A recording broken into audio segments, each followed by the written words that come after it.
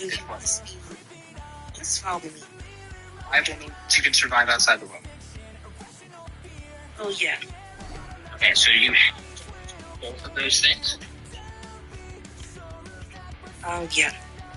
Okay, so if someone is missing one of them, then it's impossible for it to be wrong to unalive you on your own view. So if you have a baby that's being born that has not been conscious, then it's impossible to unalive them on your view. That's the hypothetical that she gave you.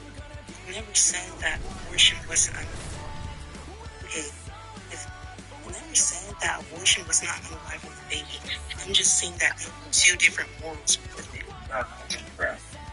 Okay, well, I've explained this to you, over 10 times? Yeah, I'm sorry. Do you think that I said that abortion was not unaliving? Hi, everybody. James Cebulski back for EA Shit, man. Sports. Look at these rosters. They're absolutely stacked. 18 weeks, and then we are allowed those people into labor too early. I could probably find a case where a woman has gone into labor at, say, 16 weeks. Yeah, it's called prom. Yeah. Obviously, we would just remove the child, and they would unalive, most likely under natural causes. Yeah, we're talking about, it's all about the intent. If the intent is to do everything in your power to save the child by removing them, then that was the correct intent because you're trying your best to save them. You know, and if they unalive naturally, that's a sad reality sometimes. But if they are purposely saying, we're going to unalive this child to save the mother, that's what we're saying, that's wrong. Wait, so there's nothing about what she's saying that is giving me that she is actually wanting to take you like that. Right. Like, even if my mother's life is at risk, in whatever case, there could be circumstances. I'm not saying there absolutely is, but I'm saying if the mother's life is at risk during pregnancy, because there are multiple reasons why a pregnant woman could have issues. If they deemed it necessary to remove the baby to improve mother's health, I don't see an issue. So, obviously, I personally would self-sacrifice for my child in any circumstance, but I'm not going to obligate other people to self-sacrifice for their child at any point in pregnancy. Yeah. Well, also, from what Storm said, she said that she would not force her daughter to have a C-section, which is, I think, valid, honestly. That's her decision, what she wants to do with her child, basically. You guys are taking that out of context. She's not saying everyone else should do it. She would not let her child. It confused me as you guys said I give the grape exception, and then she was saying there's a medical exception. Isn't it? And that's where the confusion applies to the choice. She didn't give it. She said she gives the medical exception for the mom, meaning that she doesn't want that. But what I agree with is that why would we force an 8-year-old child? Okay, well then maybe next time don't make it sound like a pro-choice conclusion. Well, wait, okay, Kevin, can I ask, if somebody gets, like, I used to hold that stance, right, if you put a thing into a state, Run around and having to cut people open and etc. Those are labor intensive. Honestly, they're very mentally labor intensive.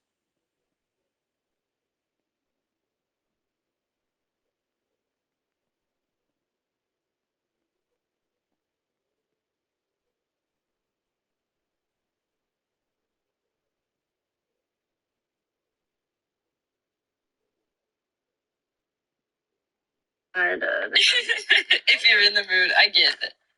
like, if they're nice to me, As he said, cut off the was it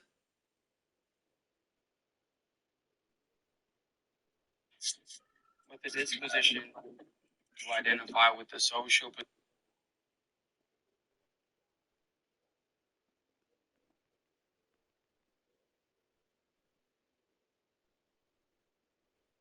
Number 3, we have.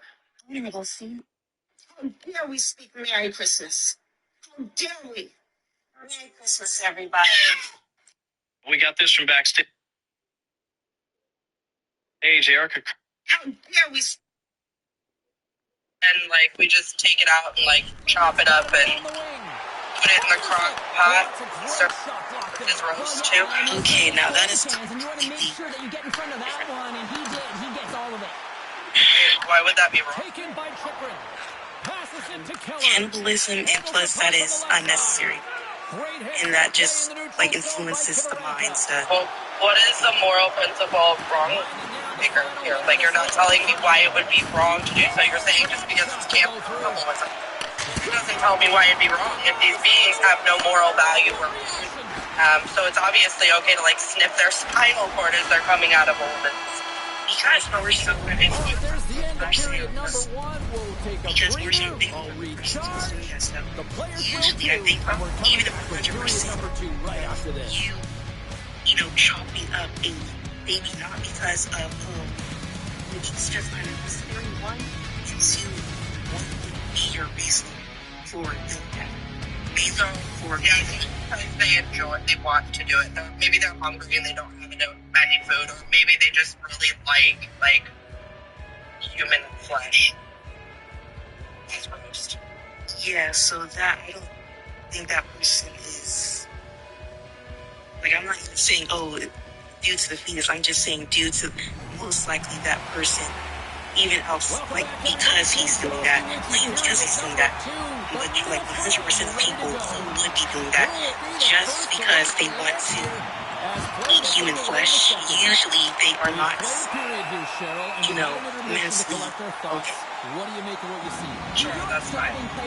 So, you're saying, like, even if, like, let's say we wanted to, like, take this baby and sell it to, like, some really sick adults who really like children. The child's already dead. Would you say it would be wrong to like go ahead and sell it to like the child sex trafficking industry and let these people do what they want with it? But it would only be wrong to do so because of the effect that it'll have on the people who are committing the actions that are going to result in selling it. I mean, if that person is doing that act, even onto an, you know, unalive or also, you know, most likely also go out to do those things to babies who aren't even fetuses or, you know, unalive after. So that would even influence them to do anything wrong with doing this is because of the mental the mental well-being of the person committing the action. And how it could affect other people. New York's got the puck along the boards. It's not going to affect anybody else. What? Stipulating it's not going to affect anybody.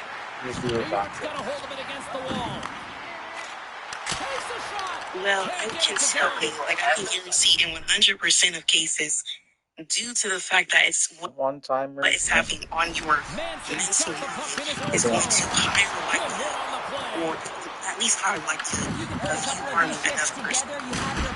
The line is redundant and she stipulated within the hypothetical, which doesn't basically means she's purposes of principle discernment and consistency. So if she stipulates it within the hypothetical, which doesn't have to be physically possible, then you would have to contend with the hypothetical, provided that it doesn't violate any of the three Boolean laws of logic. So you're saying that even if it's not possible, it doesn't matter? If the physical world doesn't have to be logically possible, it only has to be logically possible. How can something not be possible but be logically possible? Yeah, because when we talk about logical possibility, we just talk about it not violating the three classical laws of logic, law of identity, and law of non-contradiction, excluded. If you have any contentions with the hypothetical that she posed, you'd have to give the law that's in violation for it to be valid.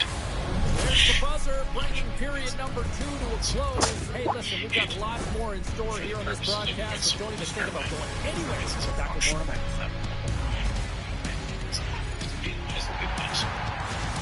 It exists within the purview of physicality, or what can be actualized in the physical domain, the gnomic domain.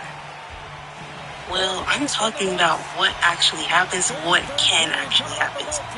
So, I don't know what to tell you. I'm not gonna lie, I can't really speak about fairy tales. Even we both agree that it can't happen. If you didn't have breakfast this morning, how would you feel? Probably not as good as if I did have breakfast. Okay, so you can live inside of a hypothetical. I mean, me not having breakfast and me having breakfast is both possible. Someone chopping up anything just for the sake logically possible. How is that not logically possible? What I'm saying, this is what I said. I just want to know how it's not logically possible for somebody to chop up little tiny humans and eat them. Because, as even Jacob agreed, that is impossible. He did not agree. He was just stating that it would not be impossible.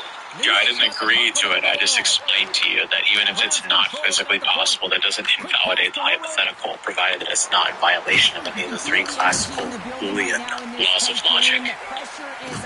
And you're giving me a, hypothetical about something that is a principle that I have about stuff that actually happens. I really don't see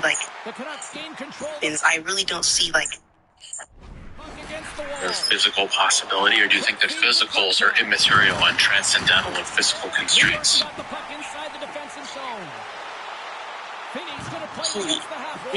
English is not my first language. I'm sorry. I'm having... Okay. So do you think that a principle, as in a core idea or tenet that you hold to, do you think that would be you would measure something like a principle with physical constraints or impose constraint conditions indexical to the physical world on something that is fundamentally immaterial? Do you think that you would impose those things? Do you think that you would measure an idea in terms of what's physically possible? No, because an idea is not physical. Well, I'm talking about, if we're talking about something medical and what something should be, then I think that we should only talk about what is physically possible. If we're talking about what should be, more. Yeah, that's what your intuitions, right, appeal to. But it doesn't mean that it's not possible. Logically, and the principle, right, only has to uphold with respect to logical possibility, not physical possibility, right?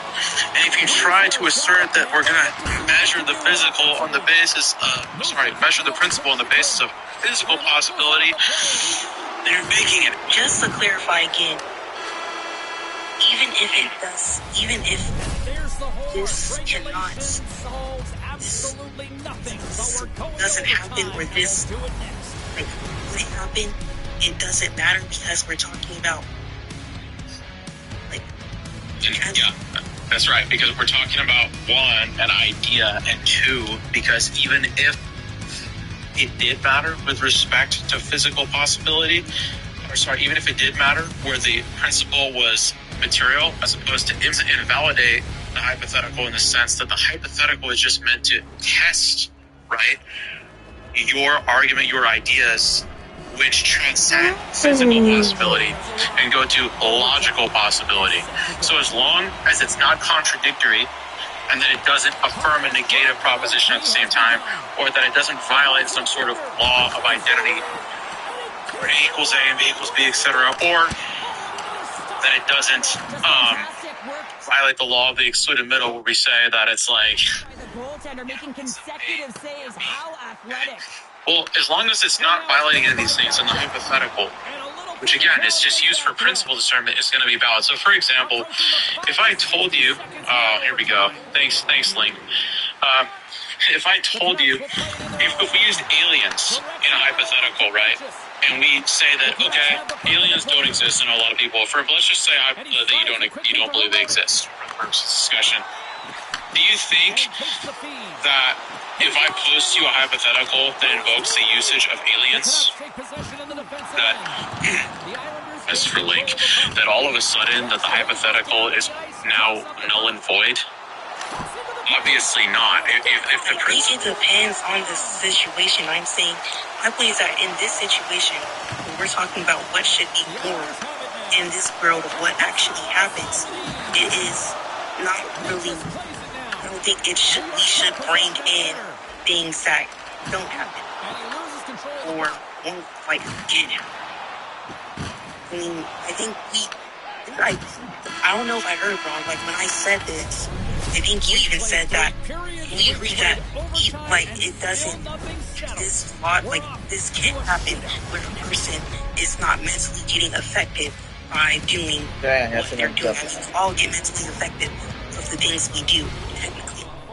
Yeah, that's just called conditioning. Again, why does that matter with respect to the conversation? Moral consideration. Because we're talking about what should be moral and something that actually happens. So, let me try to find examples. Like, even with illness, if I say, running over, speeding, or, speeding is wrong. Like, hitting and running is wrong. And I give an example of how, what if hypothetically, we had aliens, hypothetically, they couldn't unalive people by speeding. I mean, that's not deep. Like my youngest child, crisscross applesauce there. And guess what? The goaltender Dang, dropped up again. Yeah, on the shootout, he's confident and composed. You don't see him moving around in his crease, just makes himself as well, let's just say hypothetically, okay, for the purposes of this conversation, that you don't believe aliens exist, okay? If an alien was driving the car and the alien was speeding, it would still be wrong, yeah?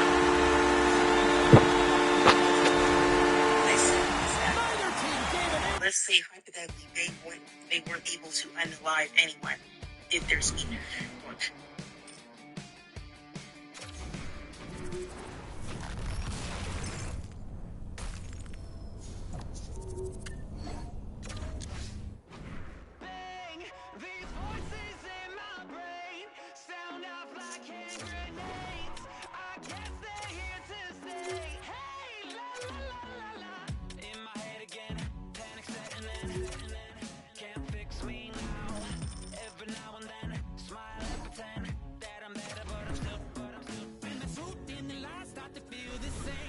Trust when your heart starts to palpitate. There's a rush coming up like a hurricane that I can't explain. And it goes like, hey, these voices in my brain sound off like hand grenades. I guess they're here to stay. Hey, la la la la la, bang, it's just another day.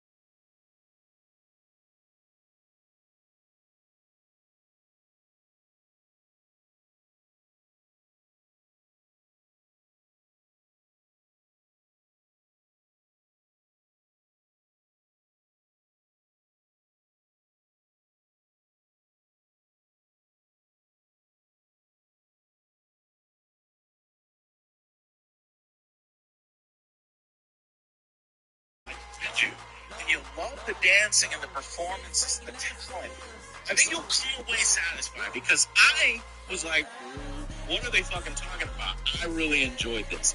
Of course, there's 13 songs in there. It is, basically a concert, and I was jamming the whole time. I wasn't expecting them to dive deep into the court cases and what materials did they find at his home and the FBI raided and all this stuff, which, by the way, was all bullshit and debunked by the defense. We'll talk about it later. And so I got what I wanted out of it, but you're going to be extremely disappointed if you wanted it to be more about his life and the controversies, because it's more a celebration of the talent of the man, the music of the man, and how this essentially his life was much different than your average person. Sometimes musicians, a lot of it had to do with the relationship with dad. And there you go. And this Joe Jackson character is the true bad of the film. Right. And we all knew that, going into it. So it's like, they don't even really drill down into it, but they kind of glance over everything in his life. It's a very condensed, this is your life up until this point. Right? Yeah. And, I don't think they were, purposefully staying away from the allegations, which, again, Michael Jackson was acquitted of all of the allegations. But it does say the story will continue, or his story continues. It is going to be fair. I think that's what I looked it up, and it said Lionsgate chairman said that they're not ready yet to confirm plans for a second season. But they filmed 3.5 hours. There's a 3.5 hour cut of this particular film that can be used for material that can show up in the second film, and they explore some of that. The 90s era, the 2000s era, the allegations. If they go into the 1993 allegations, they'll have to change names to 2005. They can go into it and show that he was acquitted of all charges and all this stuff. There's important public opinion. Yes, the man was weird. There definitely was inappropriate things that he shoots as a man. There's a list of 10 things that seem that haven't been disputed or debunked. They're just like, why? It's so weird. And I think it partly stems from his warped childhood and a lack of childhood, a lot of that stuff. I expected a little bit more of that to be explored. They showed it a little bit. Blue players winning by 2. Yeah, they did that. Fires the shot and beats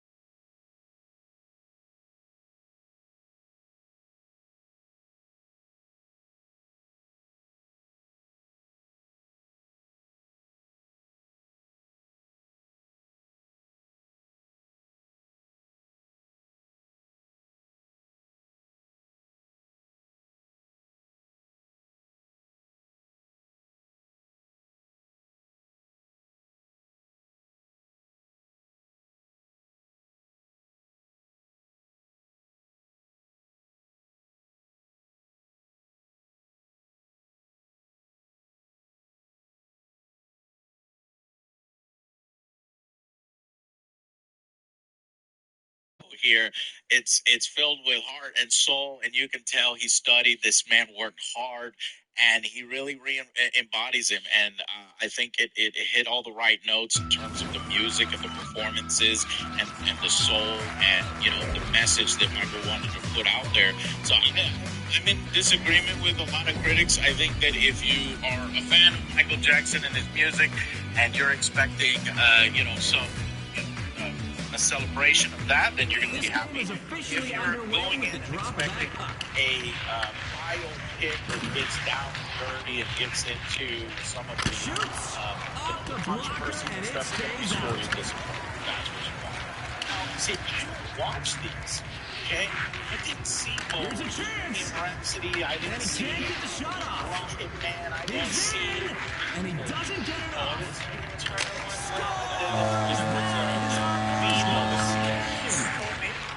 So you guys might have, and you out there, have better ideas for this rank amongst other biopics. How they've done a good job of, you know, the life better in recent memory, but not versus this one.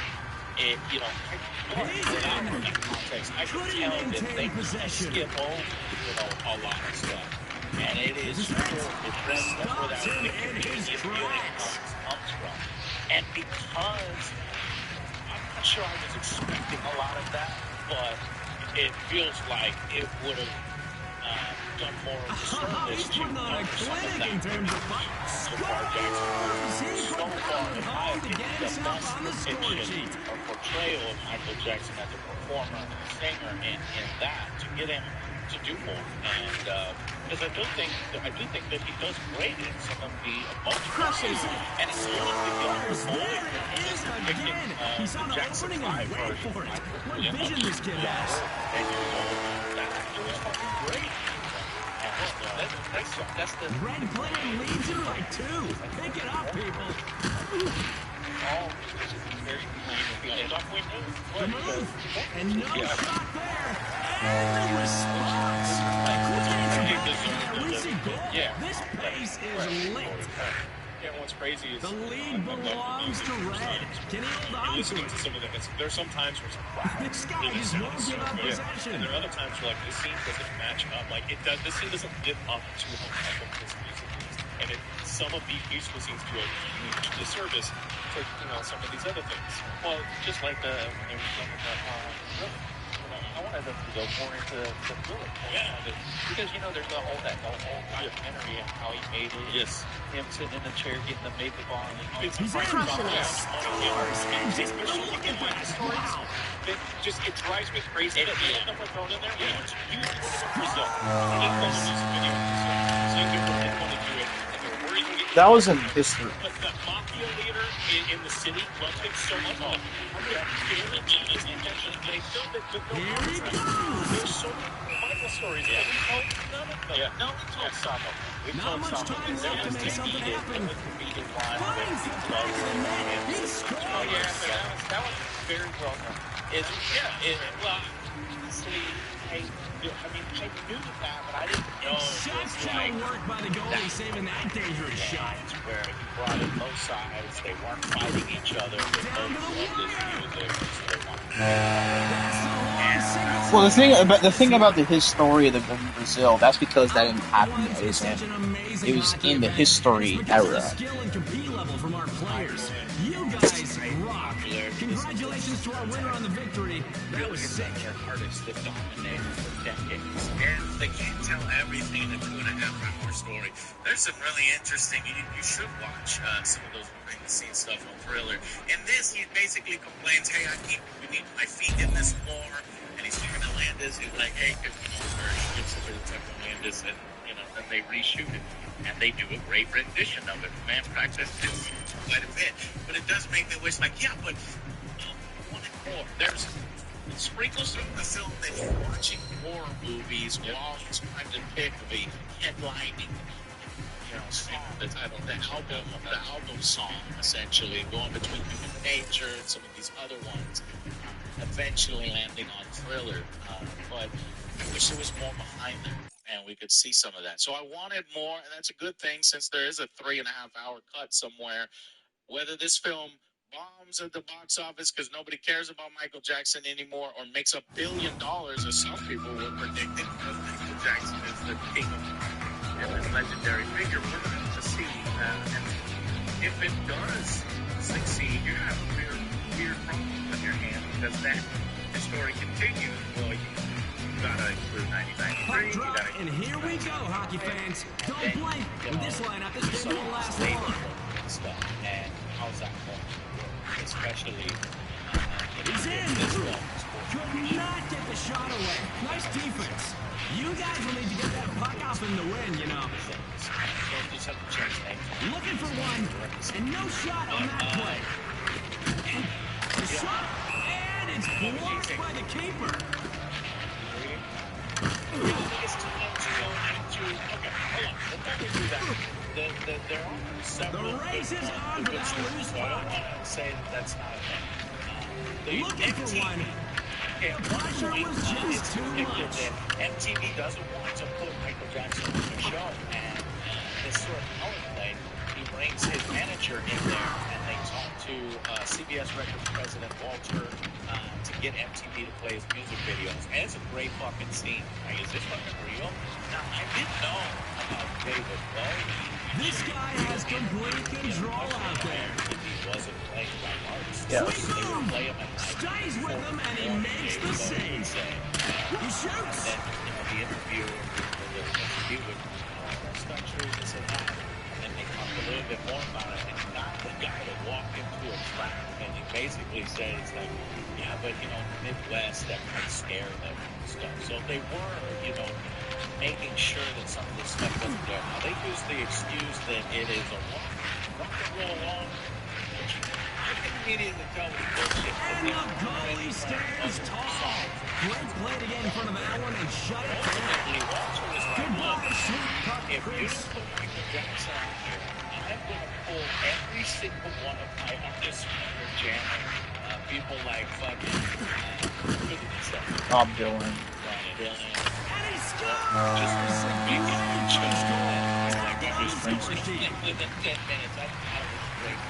Nice control of the lead right now. Do something about it.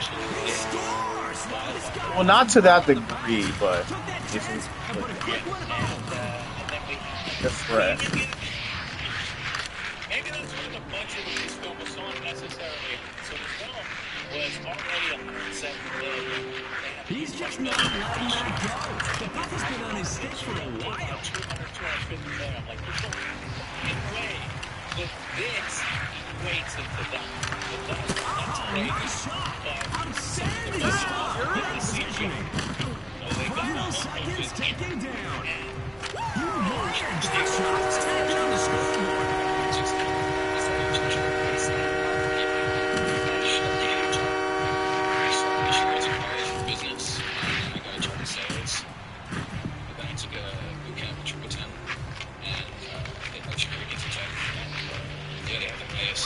Let's get it started.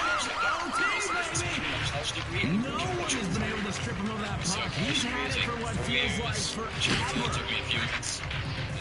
And they let me quick hands attack. I got a position.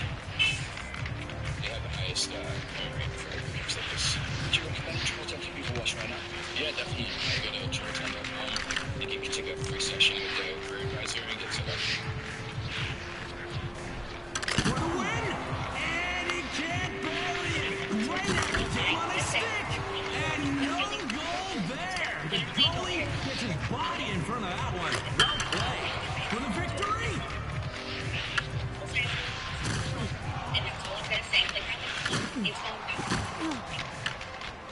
FTW! Stopped by the keeper. Nice save.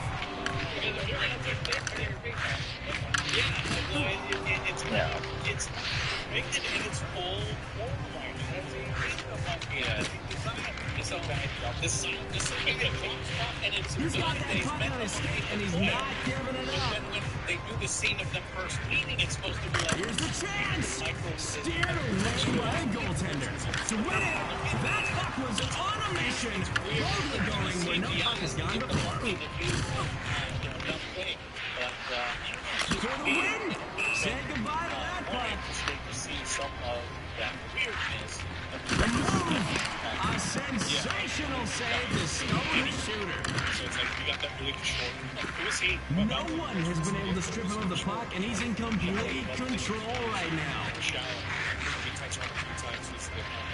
Robert's pick was really outstanding.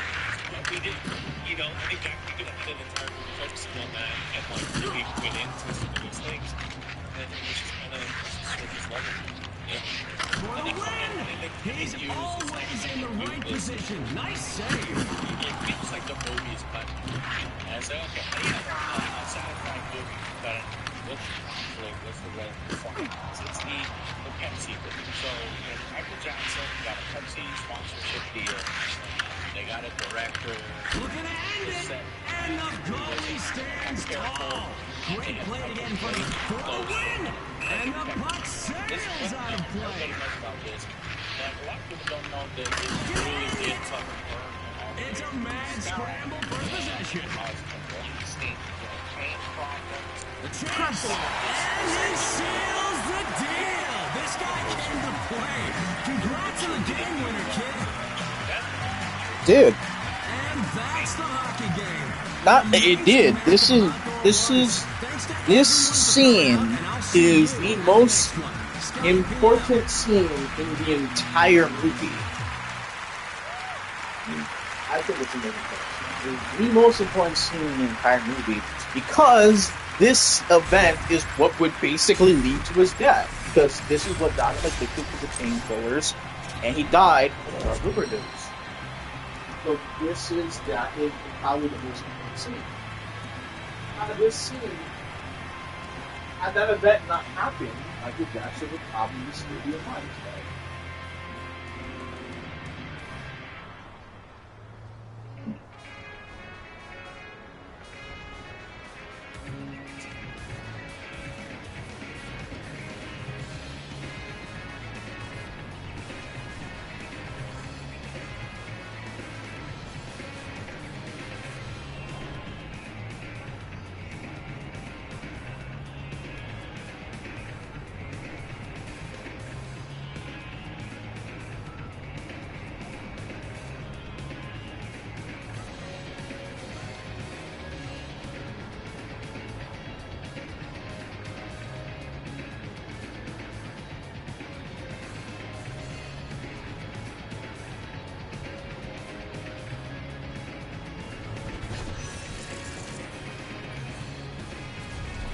That's the only way I can prove this. I can't do like side. That's the best I got.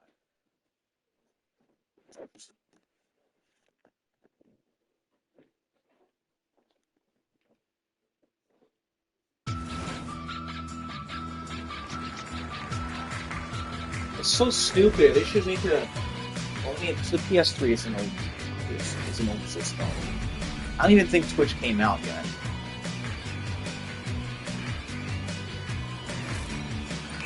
But I would like to stream them directly. First puck is up for grabs.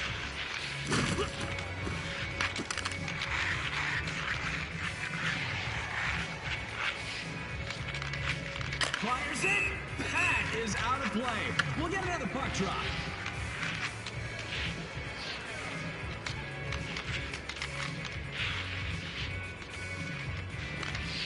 He's not letting go of that puck. Complete domination of puck possession right now.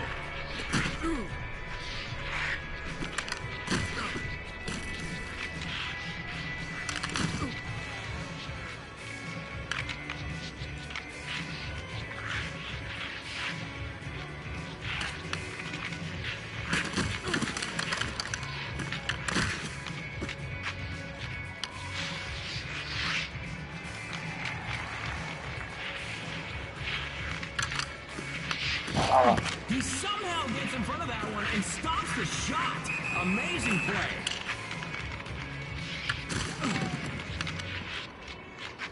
Good chance here. Huge save. Now that's how you... He scores! He jumps out in front with that first goal. Oh, he brought the pain on that one. Green player is trying to hold on to the lead. Good luck, bud. He's got an iron grip on that puck. No one has been able to take it from him.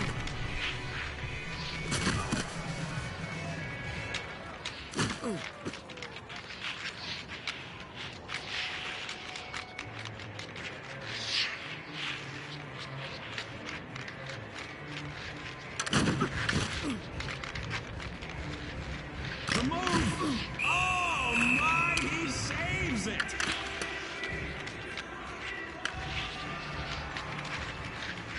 Moving in. Oh, baby, what a stop. Moves in. Shuts the door. Puck is up for grabs.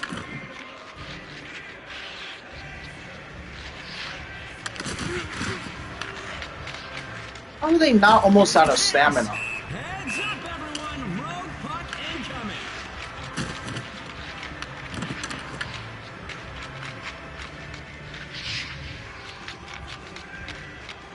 Just a few more seconds here.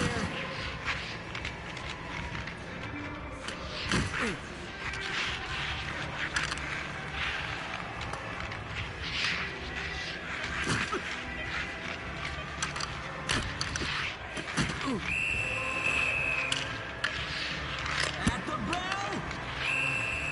The game is over, and our winner has won the tournament.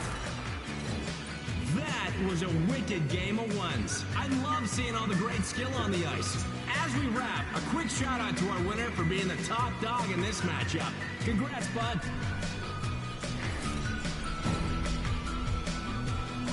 You want that?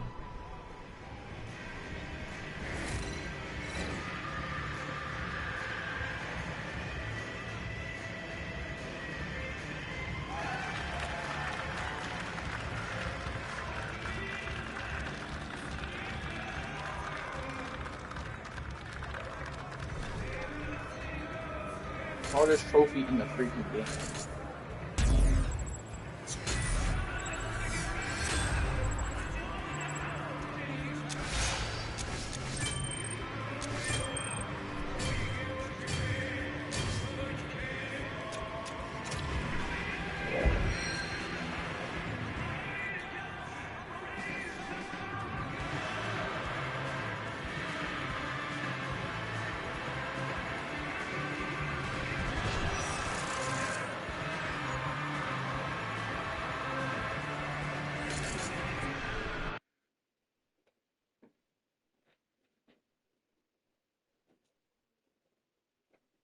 Hardest trophy in the game.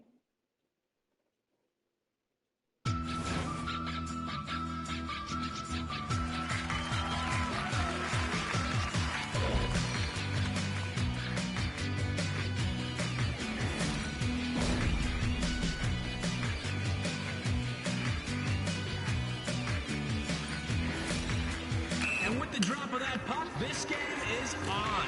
Good luck out there.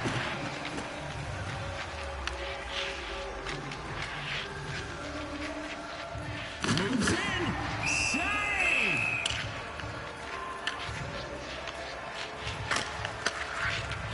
Here we go. And doesn't get the shot off. Smacked him!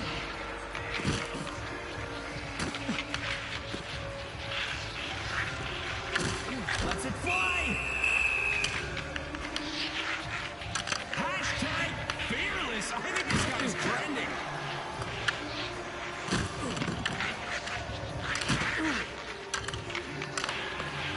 He's hot dogging out there. Will not give up that puck.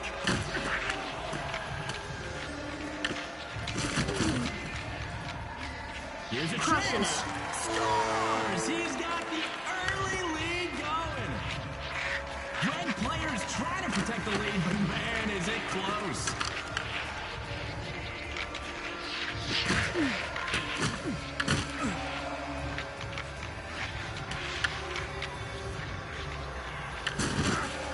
Locked him. This is not a team sport.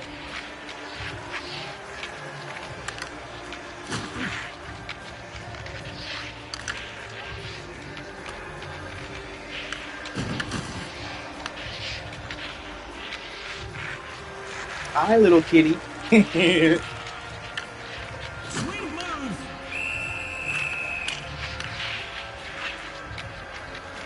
Athletic play by the goalie to stop that shot. Scrambling for it. That one didn't give him much trouble.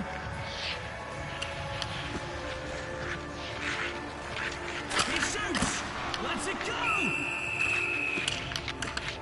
Red is up as it stands, but the lead is narrow.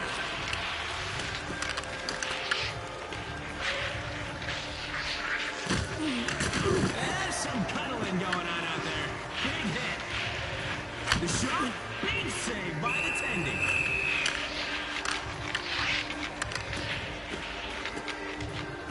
Move, move, move. The puck is loose.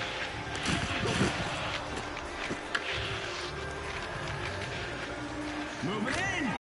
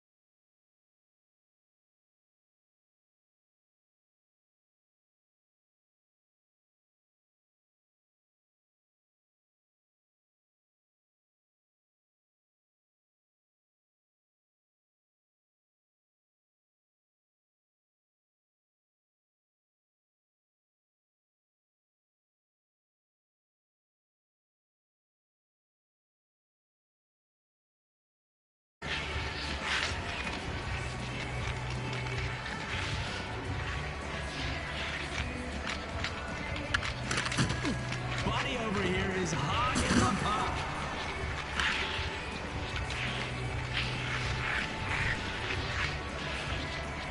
He shoots. Au revoir, mon cher puck.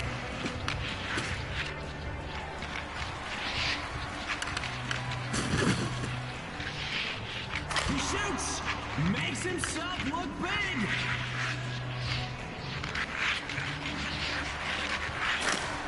And that puck is out of play, and we're going to need another one. He scores! He didn't flinch. That is our first goal, people.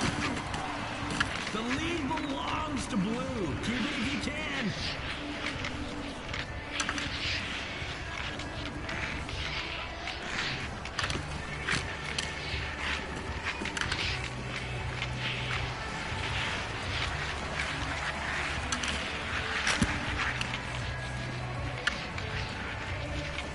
He's just not letting go of that puck. Buries it. He made no mistake and rifled it home. Blue player is our third leader. He holds a 2-goal lead. Fires it over the boards and out of play. Questionable strategy there, but hey, to each their own, right? And he takes the shot. Rebound. Coming in. Filthy stop. Fires one. Scores from the back door. He takes out the track.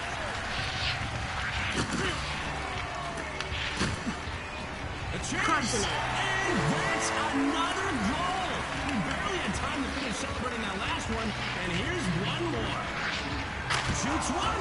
Gets out and makes himself look big in the crease. Here it is. Shoots it.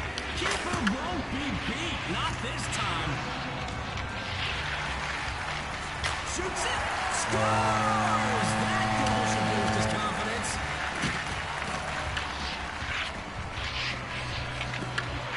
Shoots! Such a smart goalie. Gets his body in the way. Warning, time is low. Crushing. Scores! A beauty of a goal. Tuck that one away for a rainy day, pal. Nice going out there.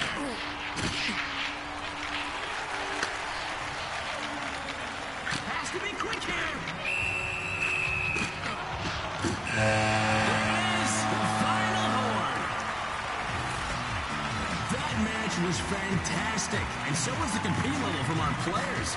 You guys gave it your all, and it made for one great game. Our winner tops the competition and snags the W. Well played, bud. Definitely well deserved.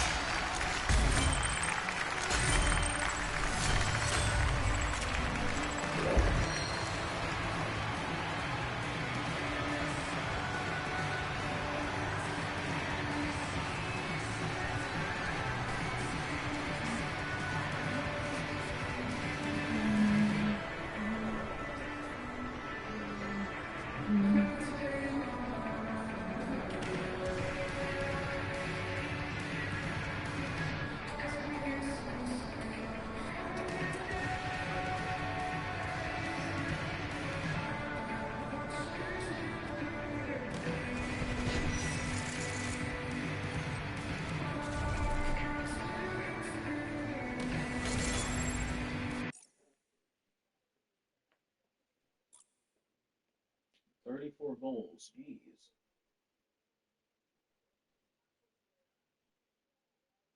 Yeah. 34 goals in 3 games.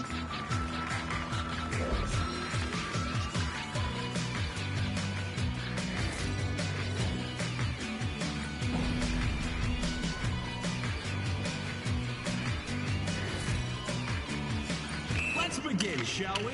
Get chasing that puck. This is it! And the puck is knocked away! Scores! He capitalizes on that chance, and we have our first goal.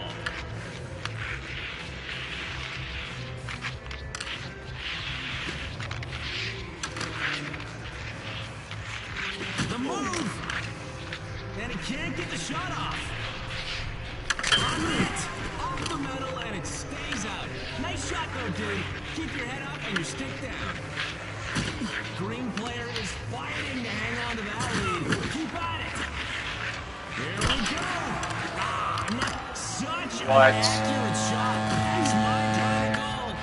Somehow he got contact with that. Green player is holding on to a 2-goal lead. Shut him down.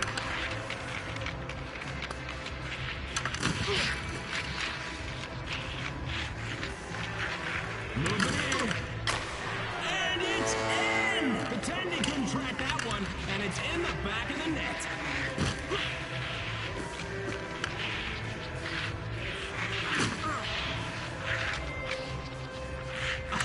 He's putting on a clinic in terms of puck possession.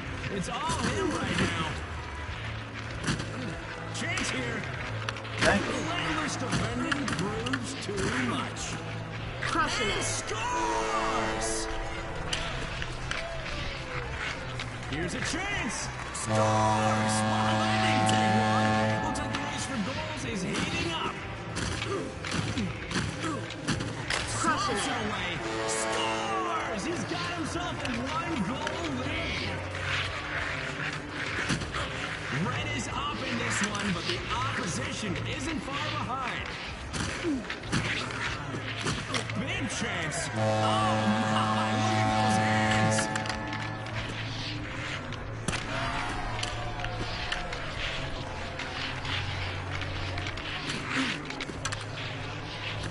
This guy just won't give up possession. Score!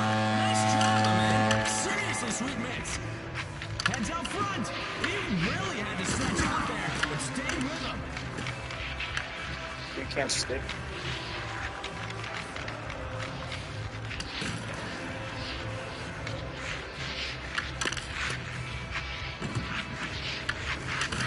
I am glitched.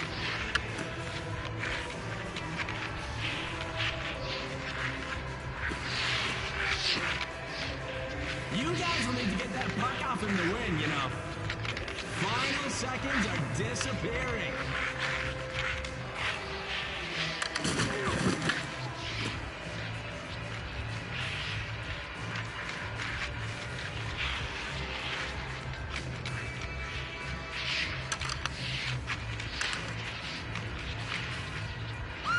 Extra fun needed. Overtime it is. This guy has complete control out there. Shoots it. Ah, great chance, but right off the metal on that one.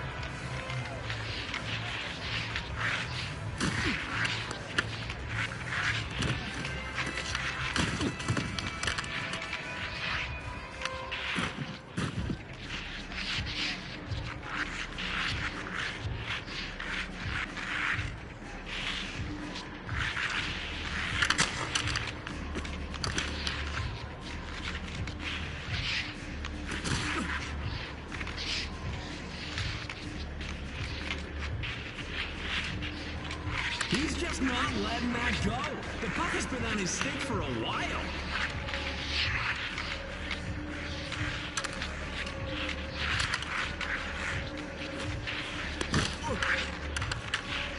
Shoots one.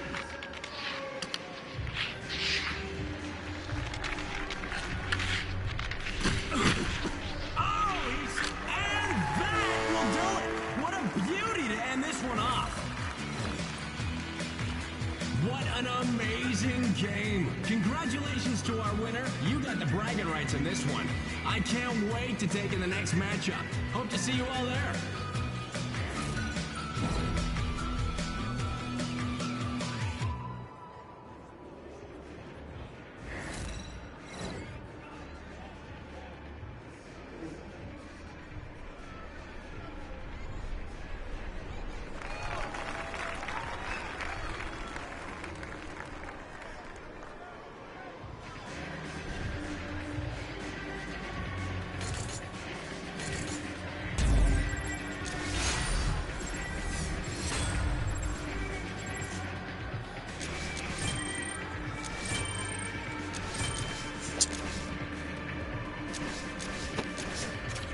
Six matches in a row. Can't be good.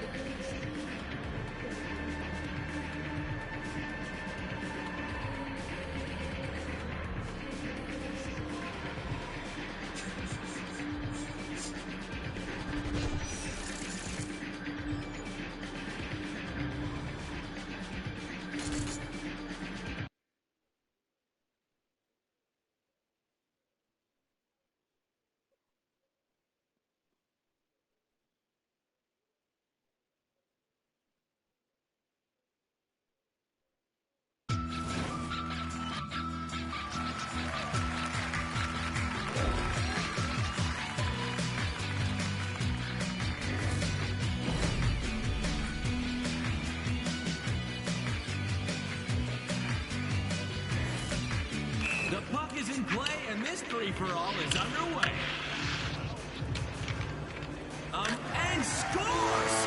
We have christened this game with a goal.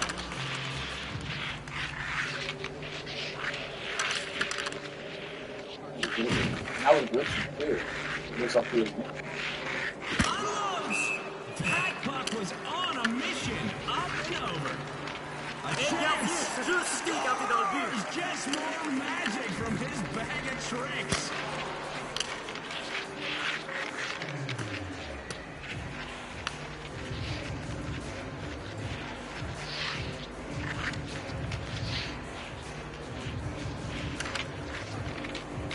Moving in.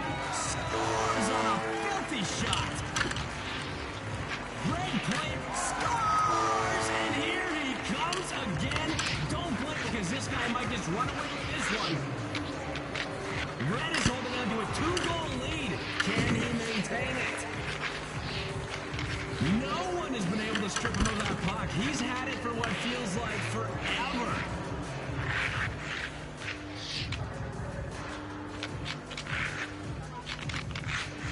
Shoots! Goaltender gets his pad on it and shuts it down.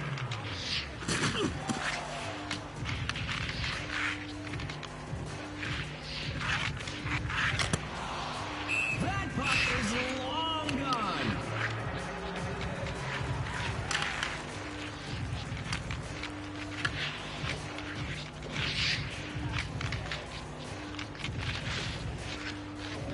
Moving in. Oh, what a finish. Red player is sitting on a comfortable lead. Can he be stopped? With the shot. Waffle boarded away. Nice stop, Tandy. Race for the puck here. Good hustle.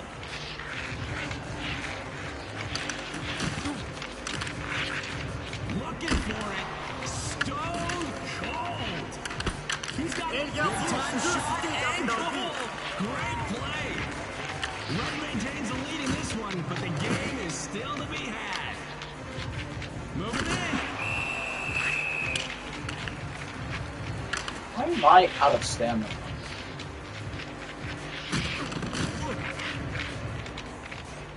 Scores! He just keeps piling up the goals.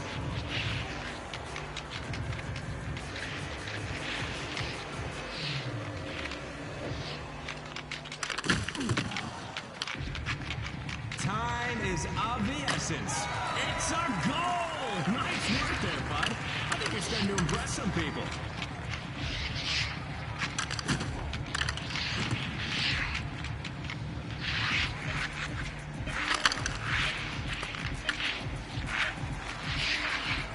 The shots keep coming, but he's up to the task again. The one sounds to bring this one to a close. We just witnessed a fantastic blend of skill and grit. From our skaters to the tendy, everyone battled hard on this one. Scotty Parker signing off for now.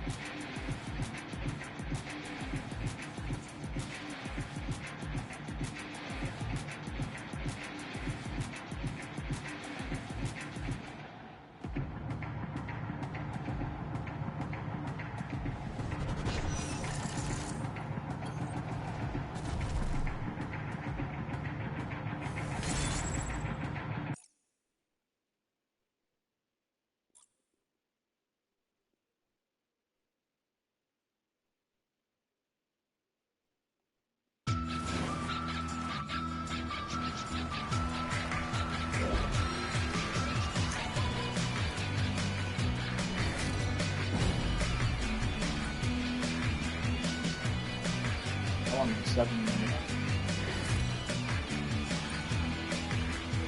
has been dropped, and so has a proverbial needle. Good luck, athletes.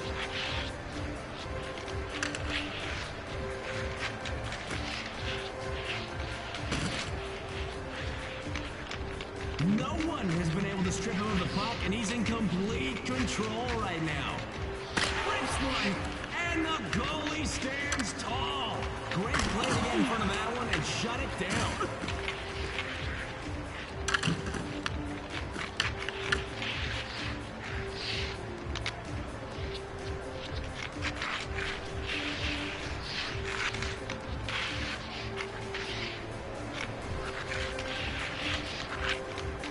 He's not letting go of that puck. Complete domination of puck possession right now.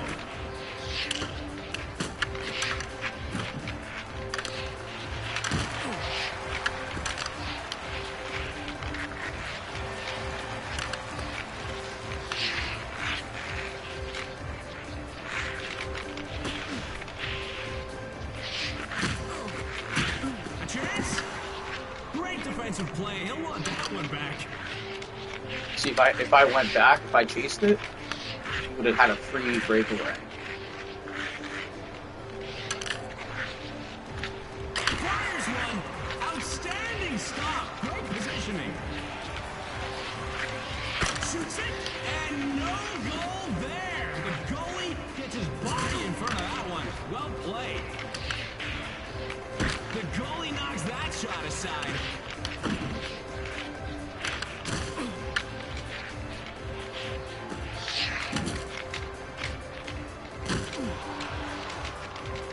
He's got an iron grip on that puck. No one has been able to take it from him.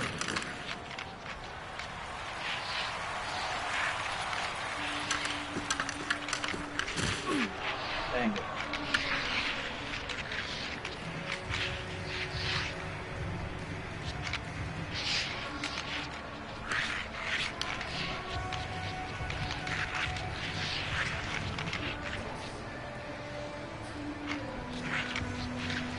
He's hot dogging out there. Will not give up that puck. A chance, and he scores a beauty. Scores! Wow, Mike in the play there. Don't blink, folks. We got a barn burner on our hands. Only a few seconds to go. And he scores! A quick reply, and we've got another goal to celebrate.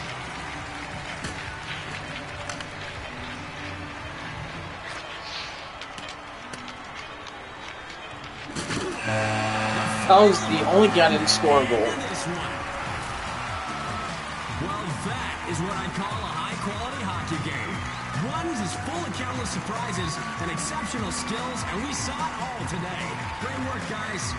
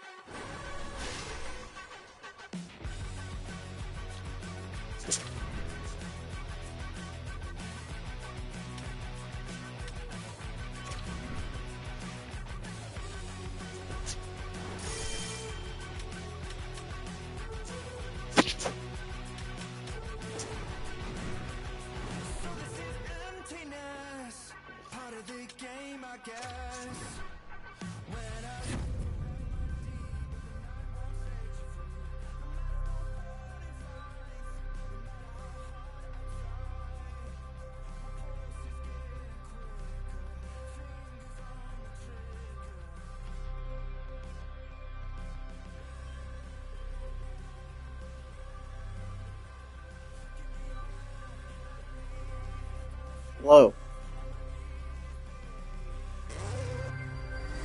Ooh.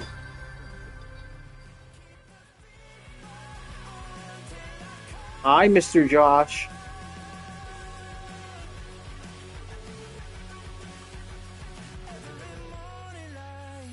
Shines on the shame I hide, but I'm in no way ready to face the sun. God knows what I've become, 'cause every cold and dark perverted room, every touch that wasn't meant for you, I could have been somebody's baby, but till then I guess I'll just keep coming.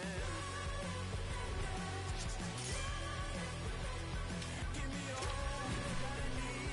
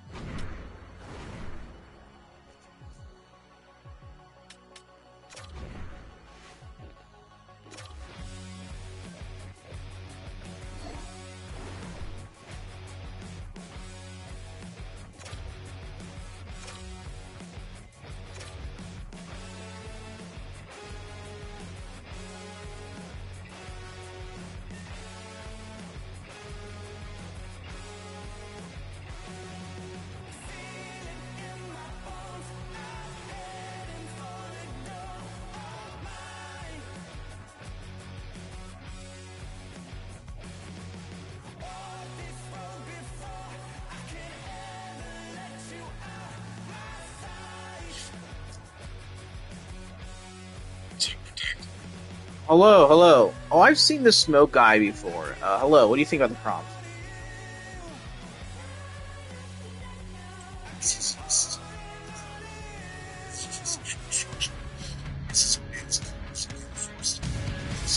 Hi, everybody. Welcome to EA Sports. I'm James. I don't disagree. Well, here we go. The debut performance in the EASHL. I don't disagree. Say a lot of things that people say our rights are kind of like legal privileges, at least moral rights at least, but yeah. You're on the road, okay. Oh, hello! Weaver? Wyver? I don't know how to say your name. Hi? The Nighthawks have won the draw, and we are now underway. Yeah, I'm not sure that's how to say your name. What do you think of the prompt? What's your age? What do you think of the prompt? Well, he's having a tough time out there, James. You can see it on his face. He's really late. No, that's not me. I don't have a team mic. What do you think of the prompt? Pass out front, and he denies that great opportunity there. The Nighthawks get a hold of the puck along the boards. Quick pass to Jeffers. Denies him on the stopper. Goaltender hangs on for the whistle.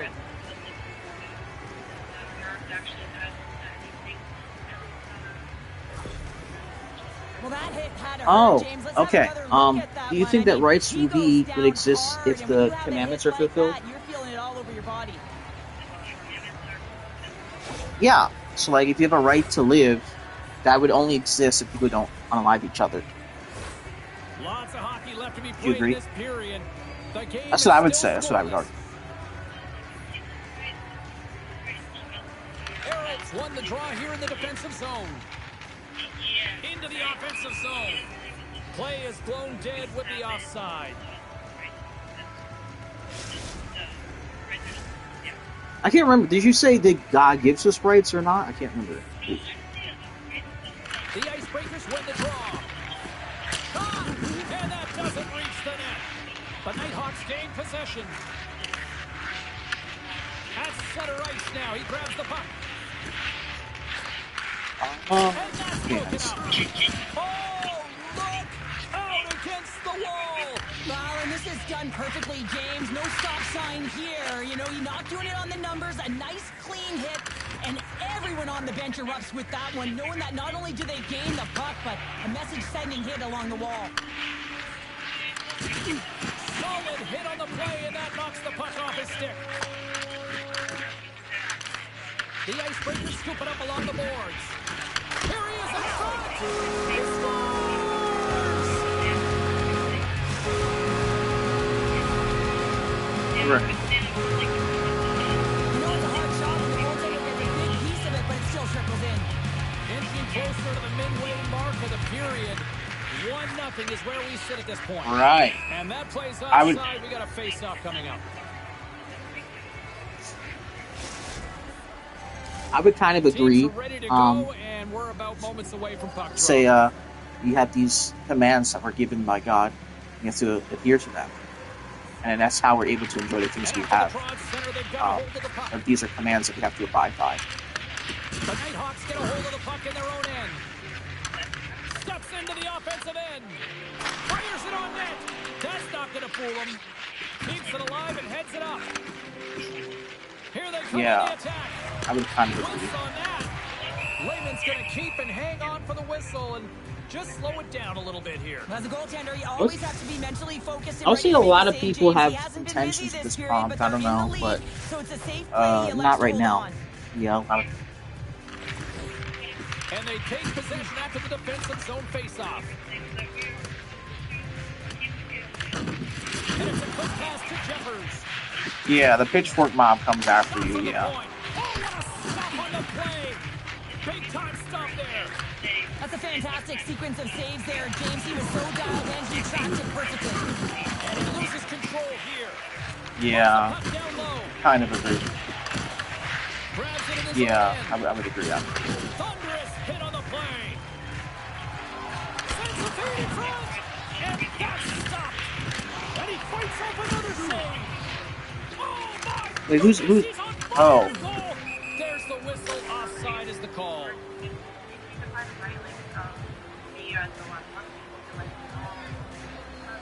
Kiprusoff's last save was outstanding. He knew exactly where Come on. that puck was Come going. on, fellow from. Catholic. He's a fellow Catholic At now. its finest, to be able to get to the right spot, know where that puck is coming from, and make a high-grade A save. Past the halfway mark of this period, the Nighthawks lead it 1-0. Handles the pass at center. The Nighthawks have a hold of it in the defensive zone. Jeffers moves the puck. Here they come. Down the left side on the attack. The Nighthawks take it from But the it is a side. command. It's an obligation for a parent to take care of their children. Though. That's Back definitely. to the point. Yeah. Holds the puck at the line. Backhander. Oh, a clutch save. This is a great reactive save. I mean, he sees the puck at the last second and is able to get his body in front of it. That is tough, not easy to do. He found it and he made the save. On the redirect. Turns it away. We got a penalty coming up here on the play. They've really got him on their heels here now. There's the whistle, and here's the call. The Icebreakers have been handed Oh, two Tip and player Just periods. Barton should come up since they're both That's really not Catholics. gonna Come help up. the team. I mean, they're losing by one. They got to find a way to get They're some both momentum to Catholics. get on I the think they can board. talk Now about they the find themselves comp. killing a penalty. But yeah, I would kind of agree. I would kind of agree. But They'll want to clear the zone here while they're trying to kill off this penalty. The Nighthawks have it now.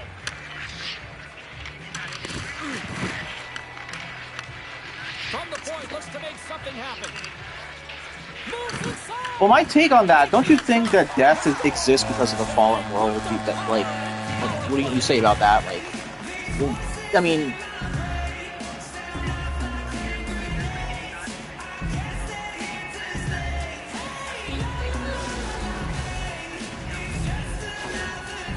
Powerfully strikes James, and that's excellent movement along the perimeter and just waiting for your time to get it to the middle of the ice and execute. That's a great slot shot. The Nighthawks double their lead to 2-0 now as they look to head into the intermission. yeah. Oh, yeah, and they'll need to keep their foot on the gas pedal when they come out for the second. James, Yeah. man, did they ever get an start in the first. But I really wish I really wish Just Barton could come up because he's a fellow captain, at least in theory. Anywho, Tiff, what do you think of the call? Stopping the play. The Nighthawks are off to the box. Interference the call. Well, sometimes you're just trying to buy some time for your teammate to come in and grab the puck, and when you interfere too long, you hold that space, you're going to get the call. Makes you say that. And their first chance to use the man advantage. So with their first power play of the game, you don't have to worry about getting in. It's already in there, but you do have to worry about winning the face-off, the most critical piece to possessing the puck. Once they get that possession, they can get the setup and the options that they want. The Icebreakers gain control of the puck against the wall. Takes the pass. Moves it in front. What a chance, but that goes off target off a body in front. They get it out of the defensive end. Shakes off the defender with some nifty moves. Oh, what a stop there. Here's the whistle as the puck goes into the back of the net, but I think they're going to call this off as the play... Well, just like your honest opinion. You think that, Just Barton's up. Oh. It's not really a debate. It's not really a debate either. It's just like an open panel conversation.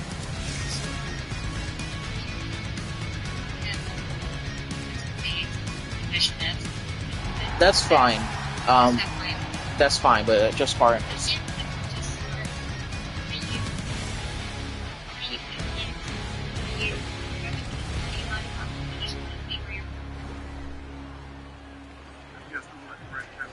W beast. He said Latin rights, like Latin rights. Okay. So, do you support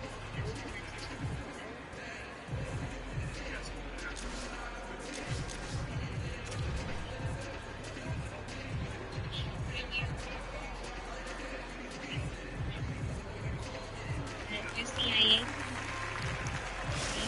Came out 20 years ago. Welcome back, She's Pounder. I'm Sobalski. You do you, and here comes period number 2. The Nighthawks take possession after that neutral zone face-off.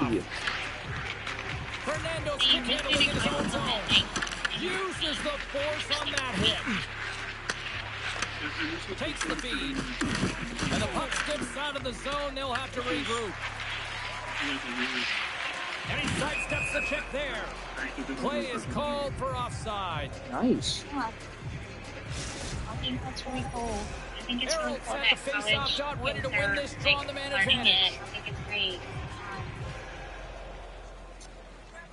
You know, the issue here is really just... And off the draw at center, they take control of the puck. The Icebreakers come up empty-handed on the power play. We're back to even strength here.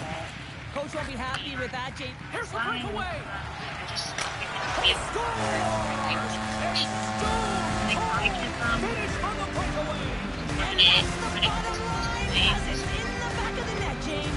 Say that unless you can show me perfectly executed, James. You know it's his bread and butter, is his great shot. He sees an opening and he takes it. The Nighthawks have officially entered road country right now, Cheryl. Well, I'll tell you. Good defense creates offense, and that's exactly what they've done throughout this game. They've got a ton of shots on net. And a bad pass, and they'll be forced to start all over again outside the offensive end.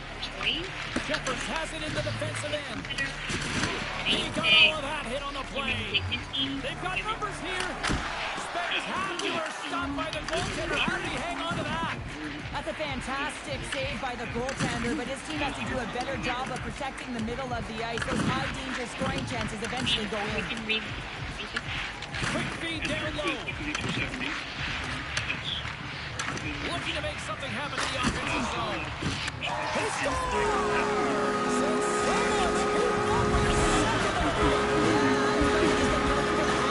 He's been all around the plate tonight, James, to show off his skill set. He's got a great power and strength, but then you add that up with his drive to play the game, and man, is he ever tough to move off the puck. If you could big screen, if you do show it on screen, it'd be nice if you can, but only if you can. But it's okay. I mean, I don't have screenshots of it. I'm just reading straight from my catechism. No, it's fine. Like paperback. I think that, okay, so like the last part that you said, Yeah, I wasn't finished reading 2270. I'll stop. Okay, sorry. Go ahead. Okay. Well, when you say human being and you said, okay, just repeat it. Sorry. Right. Respectful, can't protect you. Absolutely. And they take control of the puck here in the neutral zone. Here's a blast from the boards. Stops him cold. From off the wall and onto his stick. And puts the body into it, a little bumper car hockey. And that pass goes off a stick. Launches him into the boards. Oh, and some smooth skating to lose a defender there. Answered the call there. There's the whistle as the puck is frozen up. So I love what he's trying to do here, James. He wants to separate the body from puck, and that's exactly what you got to do. You got to play with a competitive edge and an intensity. The Nighthawks lead in a big way here in this second. They have been on fire offensively. Off the face-off, they take the puck. The Nighthawks will play from the defensive zone. Cut into the front of the net. And a huge shot by the goaltender at point-blank range. Now the shooter's going to run out of real estate because he does a great job of getting out on top of the crease and taking away all the room. When you make yourself as big as possible, there's less holes in the net. The Icebreakers have it against the wall. Hard hit sends her down to the ice and brings the puck. Oh, what a hit along the wall, and those boards are rattling. All right, another time then we can have this conversation. You know it's coming, and you can't do anything when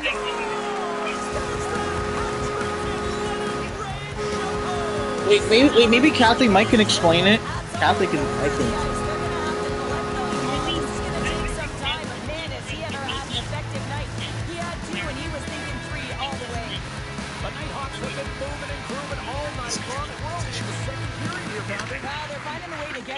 And that's because they're retrieving it. But when they get it, they're keeping it. They're not letting anyone have it. And the motion in the offensive zone has been incredible.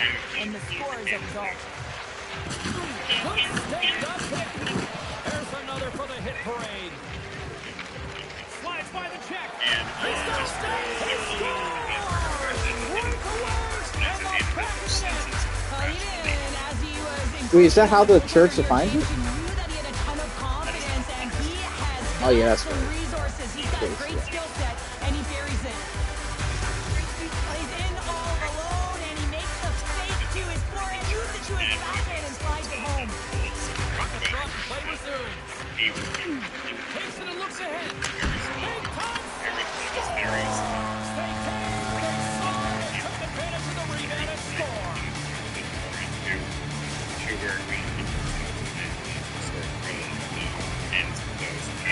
These aren't the flash and dash goal, James, but they are effort related on a rebound, finding a way to get to that puck first, beating everyone else to it, and then putting it in the back of the net. Through the neutral zone, moving the puck along the side. Gets the full use of his stick on the poke check. The Nighthawks slide it through center. And the goalie comes out to play the puck. Looks like there's a delayed penalty being called here by the officials. The Nighthawks have been called for goaltender interference. The goaltender has to be able to move freely within their crease to make the save, James. If they can't get set to position because of any sort of contact, the goalie interference call is going to be made. Well, hold on. Orthodox is Catholic adjacent, so you're definitely true. Power plays more time on the ice, the ability to get that puck moving. These players know exactly what they're doing. They work on it in practice. Spoke to some of them earlier today at the pregame, and they talked about the execution and the precision in particular with their puck movement. The Nighthawks have possession short-handed. Errol's been really impressive tonight, in particular on that last play.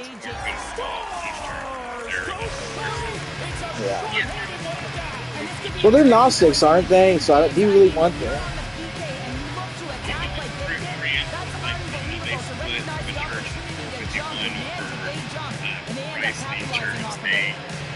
I love this play, James. Not taking no for an answer. It's forceful play and showing that you've got the power to drive the dot. Finishes it off with a goal. And that's blocked away. Big stop right there. I would have lost the puck 3 times by the time that I can handle like that by the coverage. I mean, but he doesn't. He just knows how to move and maneuver his body around the puck. He can shield it, and he maintains possession for a great shot on net. Nice save. I mean, it is kind of a big deal, but, you know. Layman's had a quiet night, James. He's been watching most of the game from the other end because of the offensive nature of his team tonight. But man, does he make a nice save there, and that's showing that he's emotionally engaged. He's staying prepared, even though he hasn't been busy. Through the offensive zone and behind the net now. What a steal in his own end. Yeah. Shot along the wall. But, well, what do you think about the taunt, Mr. Captain Mike? Well, I think the rights exist. I think that this is going to be an interference call, James, and she steps in the way of her opponent and just impedes that forward movement. Anytime you do that and the official's there, you're going to get the call. Arrows won the face-off, and now let's see what they can do. Big time stop there. Skates across the blue line. And we got an offside with a face-off looming. I use So when other you're on things your to own, describe James, just what look I'm at a talking about. highlight reel of the But hat-trick if I that was he's to had use tonight. I mean, he the does it rights, different I think ways that I where would that have puck some is on idea his stick. He's that found his way ice to would the be net. He's converted 3 times tonight. And You just have to get the puck to him. You know, the coach and all his teammates are saying, get it over to him. He's going to put it in. permissible for me to do something. The Nighthawks move the puck in the defensive zone. Right could be this Oh, he'll feel that one. What a block. Well, he's firing all cylinders here, getting to that shot lane. He really anticipates the greatest threat on the ice, and he makes sure that he redirects that puck. Here's a short pass to Arrow. something right and that could be this now. The Nighthawks gain possession of the defensive zone. Keys has got it through center. The Nighthawks get their man back. We're back to even strength. Well, this power play unit will not be happy. Not only didn't they execute, but they had a difficult time making even crisp passes. 5 seconds and he makes the save. Keys has been utilizing his skill sets to his advantage tonight here, James. And that doesn't always happen. You don't have the vibe, but he's had it tonight. The puck has been on his stick. He's been able to find the open player at all times in the offensive zone. A reason why he's got multiple assists in this one so far. There's the horn. 40 minutes in the books. So, we get a refresh for both the players. You see more Back with a third period. Libertarian leading people in the South. It was even funny, like even some of the more left leaning people were using that language. Yeah. But I don't. I no longer would say. Maybe in the original, I would say I was more libertarian. I no longer would say that I have libertarian because I am more of a virtue ethicist. So it's going to. I defend more of the theistic kind of that. So I look at the 4 cardinal virtues that the church promotes and under Aquinas, and that's more of my leanings as far as like I look at things, not just let everyone do whatever they want.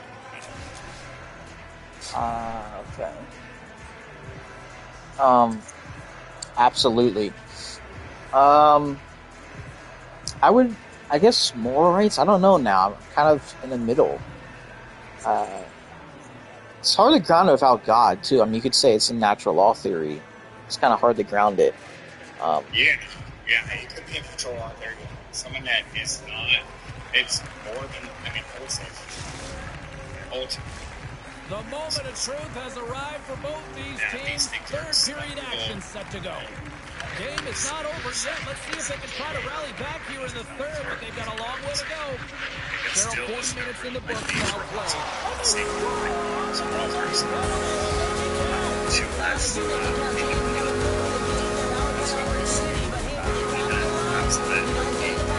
It doesn't, they are necessarily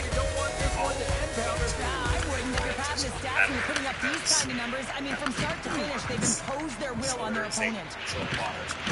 And he takes the feed. Comes up with a kick save. Right. Absolutely. Right on the doorstep. There's somebody new in the pen. Finally, late in the game, they're able to convert on some opportunities. Yeah, Listen, if you're like around the natural corner, service. you will finally get one. Dang. Yeah, I heard about that. Friday? Once he does, and he drops into that butterfly position, there's enough room underneath there is a to be able to beat him. Looks to get the puck over to Cheese. Puck to the paint, and he was ready for that save. Yeah. That is Wait, hold on. Jeffers takes the puck. Wait, hold on. Before we get to the next person, I don't see the distinction between divine command theory and like Christianity. I mean, aren't they the same thing? And that's out of reach and out of the offensive zone. Puck picked up in the open ice. It Pucks it away in his own end. Moves the puck. And that one misses. Does a great job to position her body for the screen, and the puck comes through. She redirects it, unable to pull the tender on that one because it gets wide. Oh, but the Christian. Oh, What a chase there. Oh, it was a great chance, and one that he will want back. The puck is all around him, though. If he continues to get to the right spots at the right time. Oh, okay. So okay, I get it. I get a lot of criticism on Yeah, I love the way he encroaches on his opponent along Well, the before we get to that, boards here, James. Protestant, what's your age? What do you think about the prop that you just heard? That massive hit. Now she's in it to win it with that hit there, James. She wants to separate the player from puck, and she does an excellent job. She's going to get a huge kudos from her coach. The Nighthawks continue to lead big here in this third period. Receives the pass. I don't disagree. But I think Genesis has some potential for that. So Genesis, you said there's potential for divine command theory, right? Well, first I'd like to substantiate your argument, please. Well, I'd like to say, you talked about birds, and then you first said S. You made a claim to please substantiate your claim. Let's see. Bullshit. I just use the basis of your argument that demonstrates something on your substantial rights. Yeah, it's just going to be this impact. That's going to steer my intentions from all. That's true. And it's something good there. Yeah. I get a question. What are you talking about? Okay, that's my question.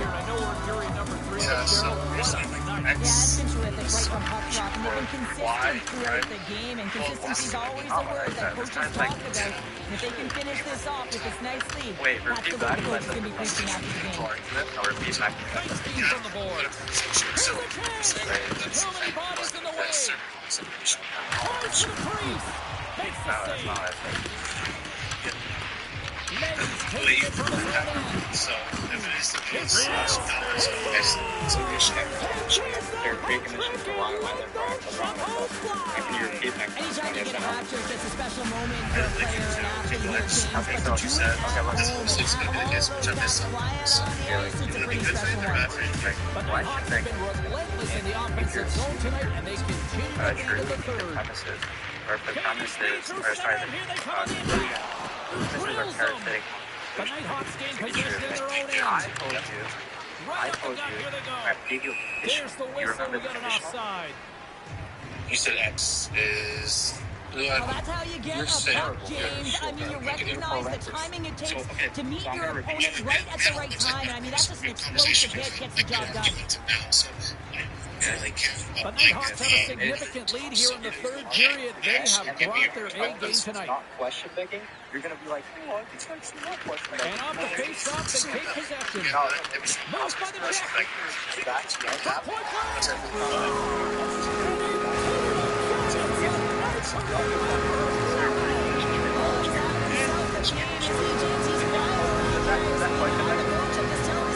What do you mean by justice? Sorry, is that like Anytime you're in the slot area, you know that you're not going to have much time. That's why a quick wrister to the net can often do the damage. It's buried. The Nighthawks continue to bring up the score here in period number 3. It's just been a terrific collective effort. Now they're on the home stretch, and the coaching staff has a real opportunity to utilize their bench, rest their star players, and this is critical when you're in a loss. This isn't a dodge stuff shit. So again, this is the Dodge number. Question. Like, I know that's really funny. Can you demonstrate those Dodge? I'm asking a question. A clarifying question. Why I asked you, do you actually what's the communication that we're seeing on the ice? Not just the body language, but also the vocals. All right, it's getting a little bit heated, guys.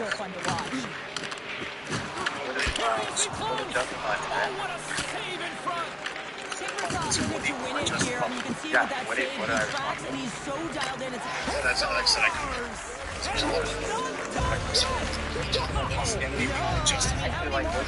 You're getting beat up, man. It's just a day, right? So again, can you tell me how it's going to be All right, guys, getting a little bit heated. Getting a little bit heated.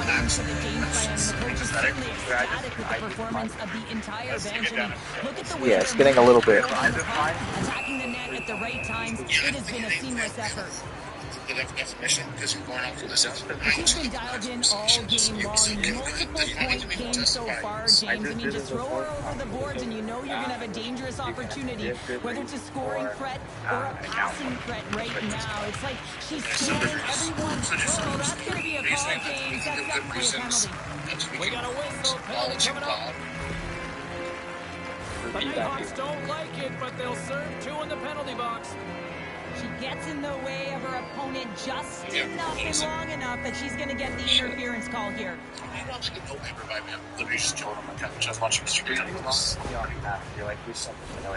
The Icebreakers once again send out their power play unit.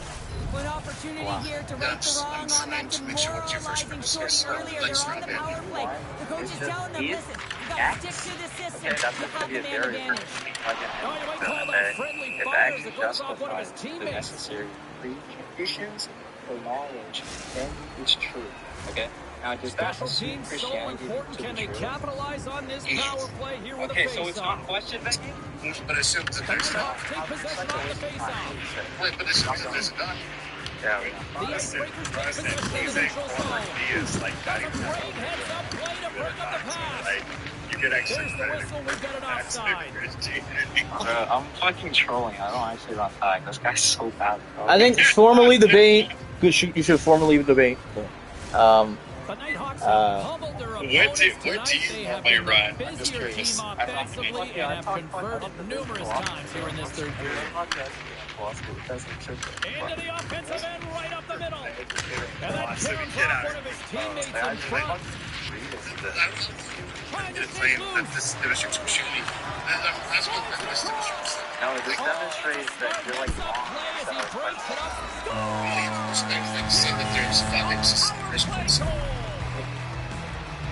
Wow. You're right, bro. You're right. Well, this goal is a prime example of having a knack for Formally debate. exactly what he does. He's not afraid to get gritty or dirty, call it what you want, get to the messy areas, but he finds this rebound and he buries it home. And they grab possession of the puck after that center ice face-off. Denied by the goaltender. The Nighthawks gain possession along the wall. He just heard a few terms on TikTok Less than a minute to go now here in regulation. like they get exposed. Oh, and a misfire as that goes right out of the zone. The Icebreakers ready to go on the attack. Gives them nothing in front. I think you should formally debate Genesis. I think. The Nighthawks have it now.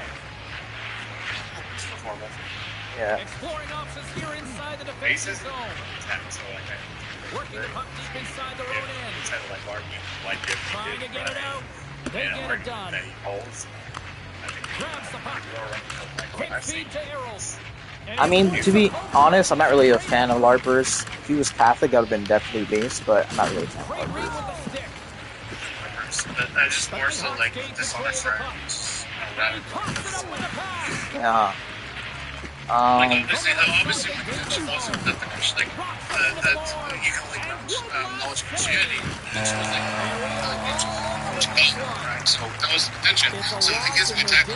So I said, well, that's just going to be supposing. Right? Then he goes, well, you're something Christianity. That's going to be intellectually dishonest. That wasn't the original contention. The original contention was that you're taking knowledge to God. Well, I don't know. I wanted to speak more of that guy. disappointed, but hey, when you have expectations to win, I'll you break know that. that the entire team wants to execute on it. Wait, did he say that really? What do you mean? Presupposed? Who said that that we should bring back slavery? I don't know who this guy is. Oh, I'm gonna say like. You know me. You won't know me. Well, I will say that like tag does. If you do run tag does bring a real lion supposition. That's why I don't like the tag. Yeah, and that's why on my basis of this is going to be making the question. He would definitely do a better job. He would definitely do a better job than Scooter. No, he definitely does a better job than Scooter. Yeah, I'm a classical. DS. I like a lot of those. Yeah, I wanted him to formally debate Genesis. That'd be entertaining. It would be more entertaining than the last formal debates I've had. Like honestly, like I'm to the point where I'm just not going to accept any more formals.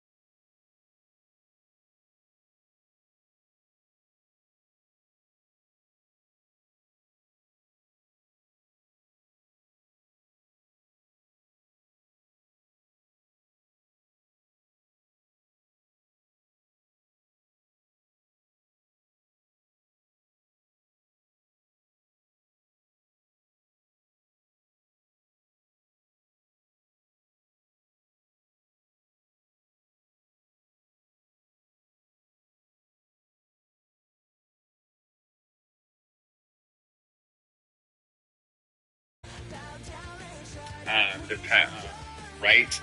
It may not be required for you to do that. However, we know that generally there are certain things that we do that help us towards our goals or things like that.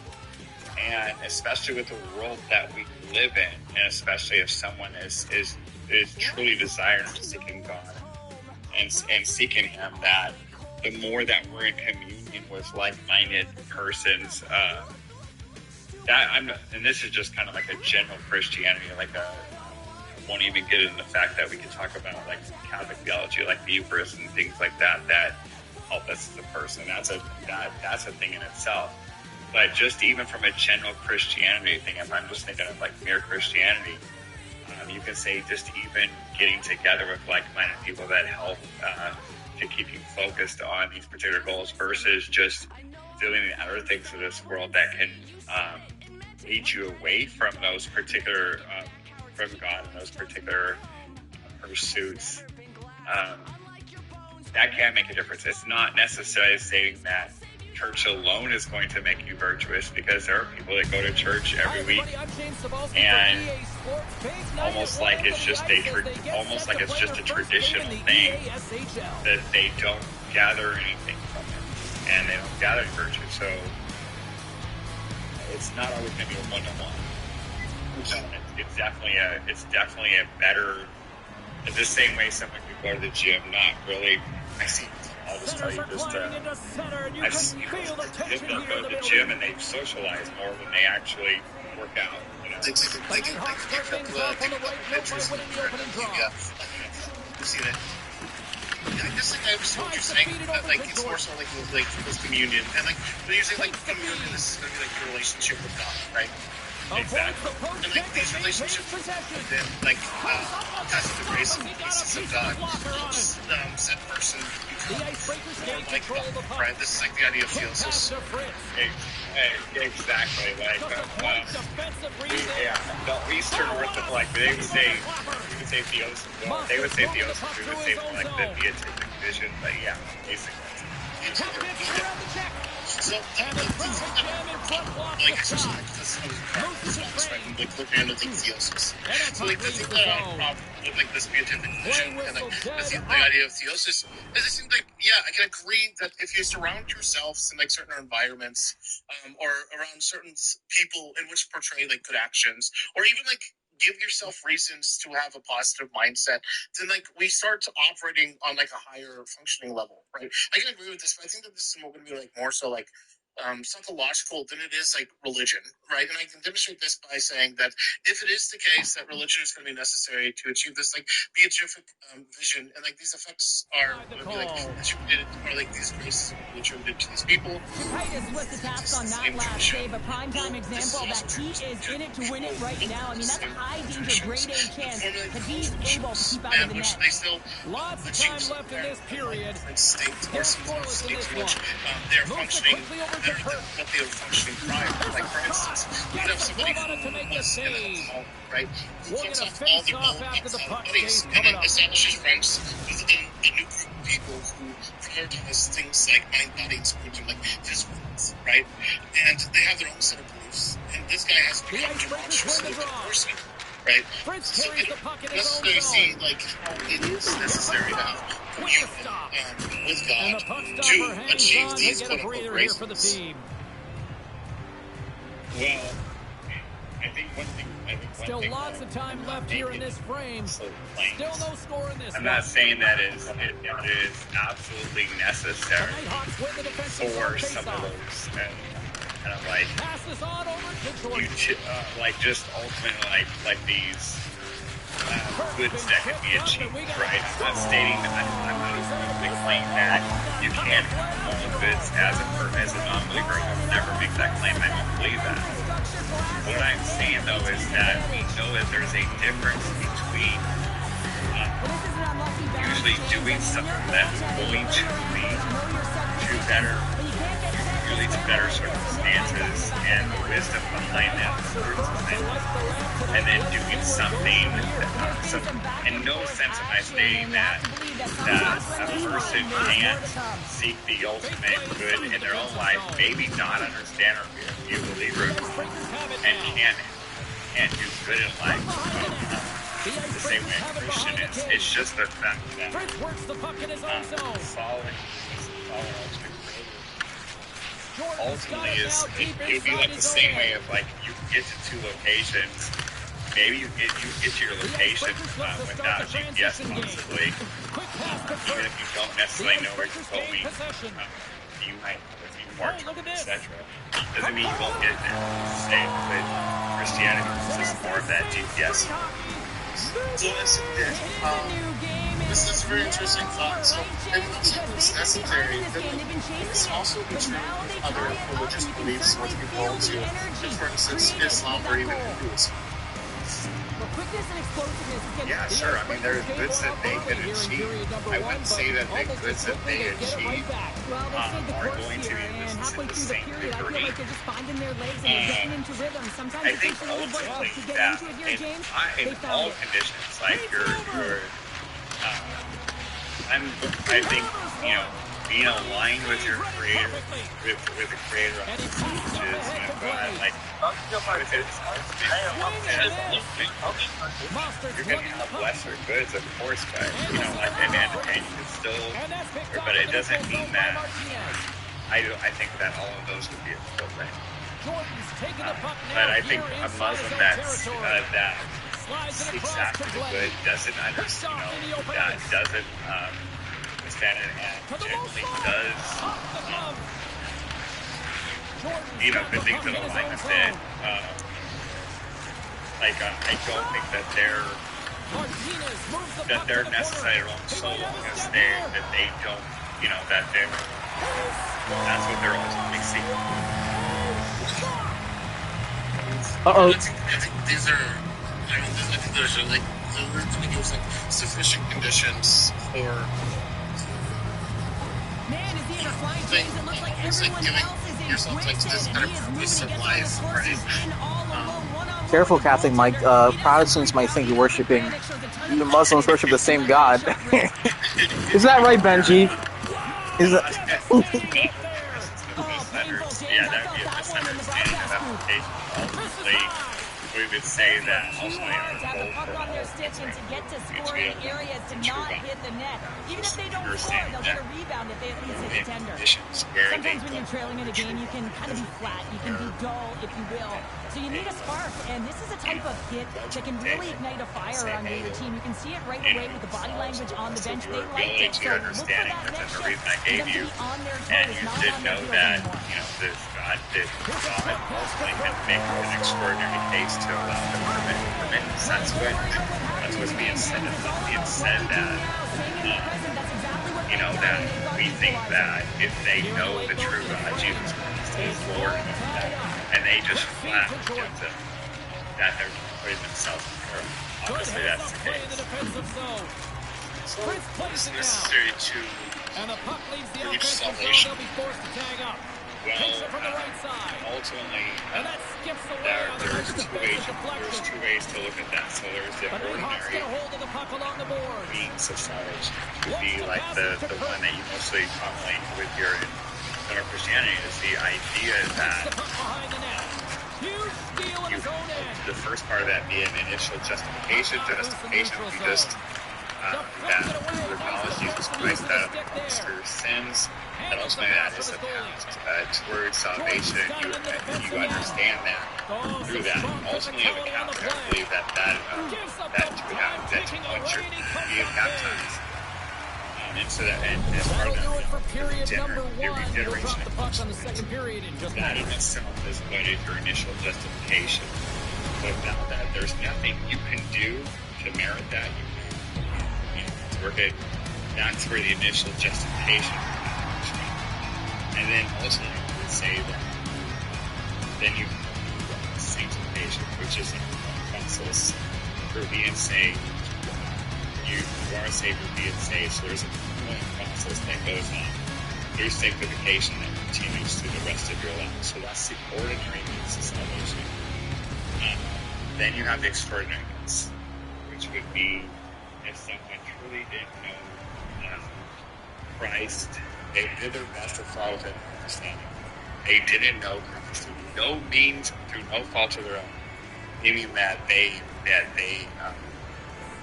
could be a case of someone that's raised in a country to where maybe a child that's, raised in a Muslim family that didn't, know any better or was restricted from knowing true knowledge of Christ, etc. Could be a newborn. Could be a number of ways if they truly did the means to Still at dead heat as we get period number 2 underway. All right, Pounder, how would you assess this game through the first 20 minutes played? The Nighthawks need to do a better job of holding onto the puck. Yes, that means keeping it and not giving it away. The goaltender played well. It's a tied game. They need to hit the reset button and come out in the second strong. Lots of hockey left to be played in this period. We are all tied up in this one. They had no way of going through the water. Yeah, that's what I'm going to play. But if you knew the Nighthawks scooping up along the board. And a great scene. Whether you're a player or goaltender, so much of the training is about reaction, and you can certainly tell that it has come in handy for him because he makes an incredible save just by instincts alone. Both teams are set, they're ready to drop the puck. Trains wanted in their own end. So that Christianity is in fact true. So and we'll get a breather here with offside to call. The truth of God, and therefore I'm openly rejecting it? Or is it more so the case in which I don't know enough to confirm that Christianity is true, and therefore I would think if it is the case in which I'm wrong, due to like I would acknowledge draw inside the neutral zone, they'll go to work offensively here. The Icebreakers played along the I think that you'd have to look at it. I would say from the perspective of if you have enough interference here, he's off to the box.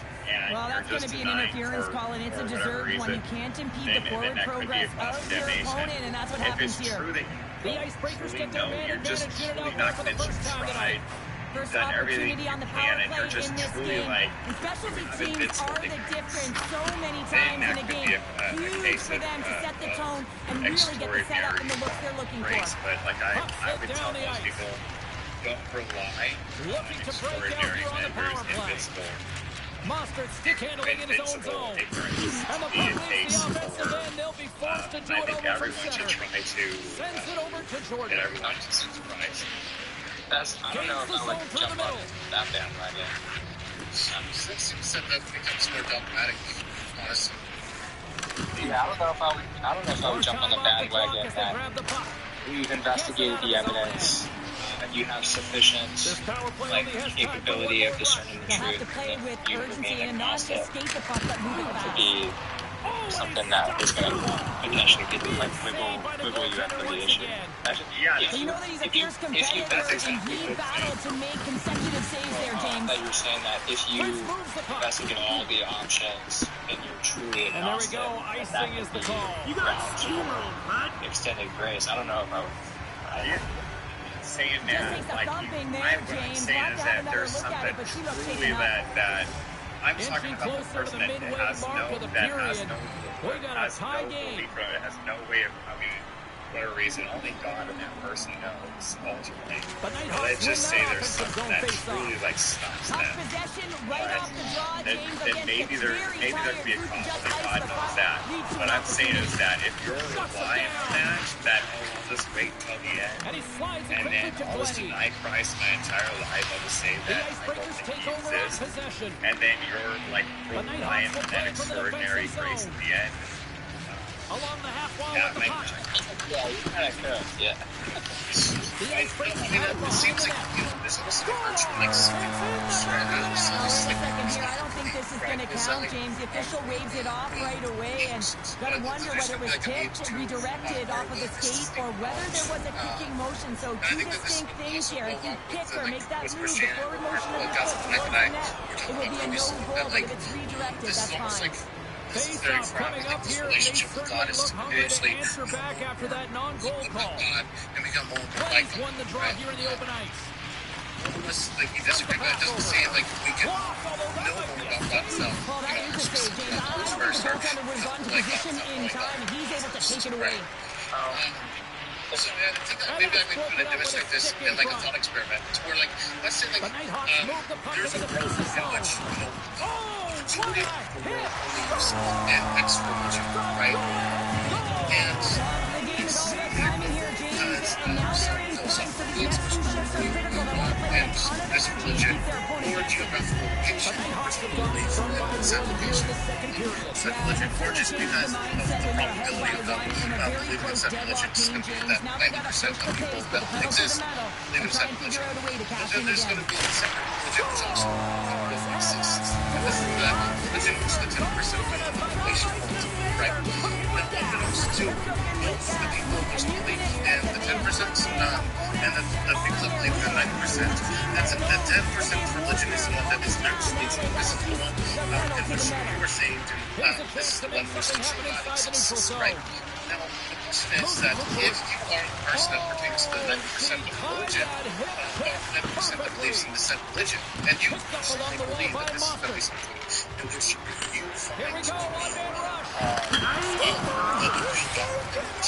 be salvation, right? He was out of the pool, James, but he finds his way back in to make that save. Incredible. Relationship with the real God. And you truly say, if you look to do the due diligence in seeking and finding if the 10% of the religion is truly not the true religion, truly the true religion, rather than the religion which you probably hold to today, if and why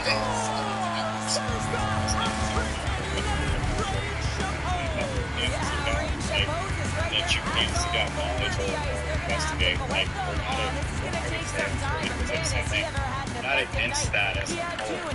What we're talking about is that there are other means, because God is not ultimate, at least like the deal into that, I would say, Lincoln, correct me if I'm wrong, but like, I would say, like, our understanding is like God isn't going to force you to choose Him. Like, He's going to allow you to make that choice so that you can, that you're truly going to choose Him or you're not. At the end of the day, that's going to be, what you decide. So God isn't condemning anyone to hell that isn't already kind of making that choice for themselves. Because ultimately the question just goes, how do we know God? Well, I think that I would say, at least from our perspective, is that God gives us enough justification out the world. Like, He reveals Himself in so many ways that we can come to know Him. Now, that doesn't mean that someone can't be mistaken about their knowledge, obviously, right? I think even that. So that's where it comes into play that, maybe someone just, like I mentioned, the Muslim girl that's, a teenager, she's been, not allowed to have anything to do with Christianity. Do I think that she's going to go to hell if she was to pass away right there? I think God's grace would come into play there. But that's not the same sense as I would see when someone just says that I don't want to have anything to do with God. Maybe I don't like the fact that there's rules here, etc. Or maybe even, to a certain extent, there could be other factors that stray someone away from God. Or an apostate. Is it possible that God doesn't save that Muslim girl? Of course it's possible. We don't guarantee salvation. We have an idea of what salvation is and what is important to speak for God. I'm going to say that from what He's revealed and what we can see. What Scripture states, and this is what the church did, their fathers would teach, is that there can be graces for those who know fault of their own. And so, for instance, the Testament of God, the annihilation of the Amalekites, including the those children that were slain were saved? Or do you think that there was complete annihilation of humanity? I think it depends on the story. So is part of that, there are theories that part of that could just be allegories, because you see just a few chapters later, Cersei removed all of them. That could be just glorified language. For example, I teach slaughtered warriors doesn't mean they live alive everyone. So there's more language like that. Let's just take, for example, let's just say like Twin and Cain. I think that if God's would have judged the hearts at that stage, like heaven or hell, so they would have been sent to more than likely to Sheol. And then we believe that at the time of Christ, that God preached to the ones that were willing to listen to the good news, and those ones could have been saved.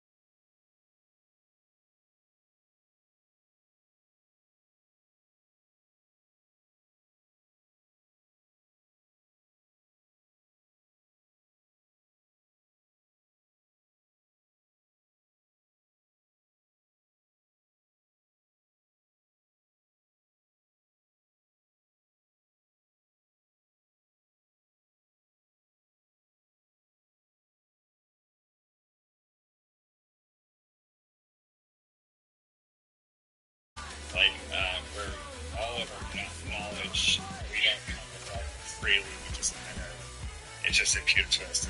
There's virtuous ways that exist on, within the world that we're able to come to know Him freely.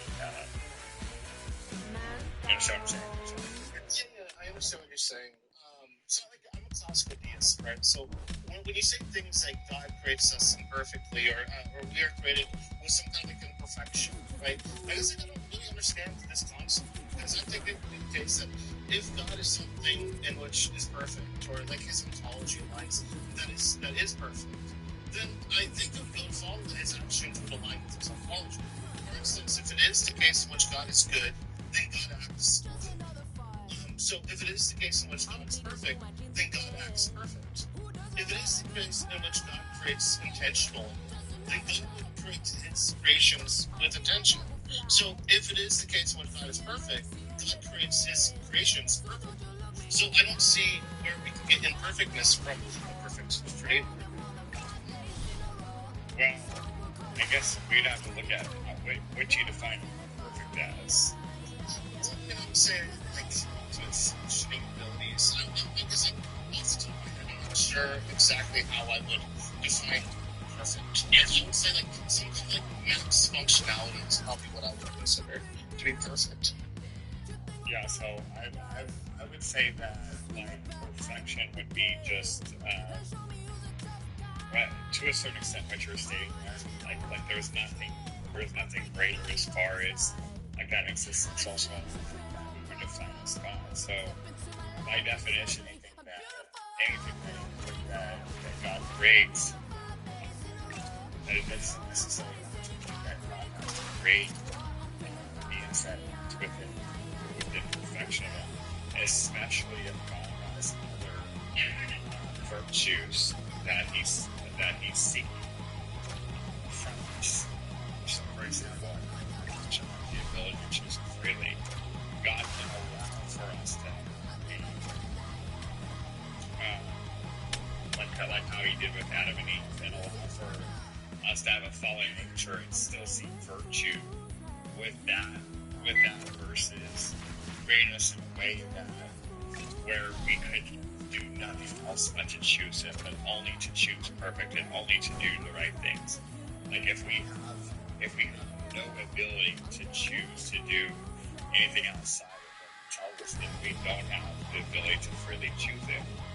We're only doing so in a sense because we couldn't have done otherwise. So God can see the virtue and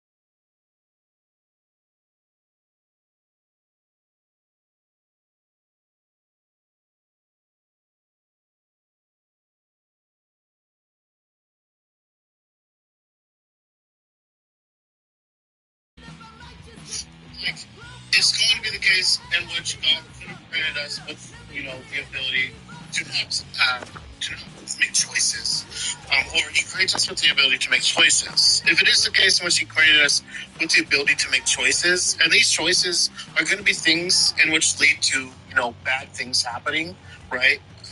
This kind of goes into like the problem of evil then, and where it's since He created us with the ability to make choices, and also knowing He could have created us without the ability to make choices, then how do you account for the amounts of bad actions in which we make from a day-to-day basis if God could also have prevented these bad actions and still remain good? Well, I mean, like I said, like if God's working off of, especially off of not just necessarily like this, like you, like a more like a consequentialist or like utilitarian kind of mindset versus like a virtue ethicist, that it's better to have virtuous creatures. Part of being virtuous is the ability to do good. Part of the ability to do good is to have the ability to choose the wrong action, to choose evil. God could value that in a higher order. And so there wouldn't be any contradiction there. Also, you know, from a Christian worldview, of course, all the actions we see as evils, the trade-off in the spiritual world would be temporal versus God giving us eternal existence where He could, you know, kind of, it would be not to say that in that exact moment, yeah, some of those evils like that would, it would be hard on anyone like that for the moment. So definitely not downgrading anyone's experience, but we have to remember that we're not talking about the Christian view, worldview. We're not talking about a worldview that exists only temporally within our existence as here on earth, but also would be eternal. So I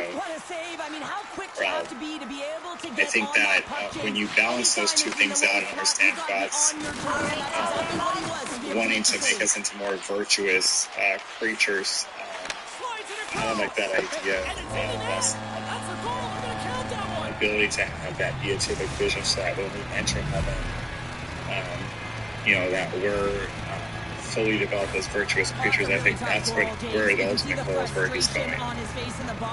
So when you say things like God wants something, what do you mean by like wants? I understand this might be like a really that's a good answer. But yeah, that's a good question. When I say want, I don't mean in the same sense of like, I'm kind of using more of like, oh, there's a, and I can't think of the word right now for it.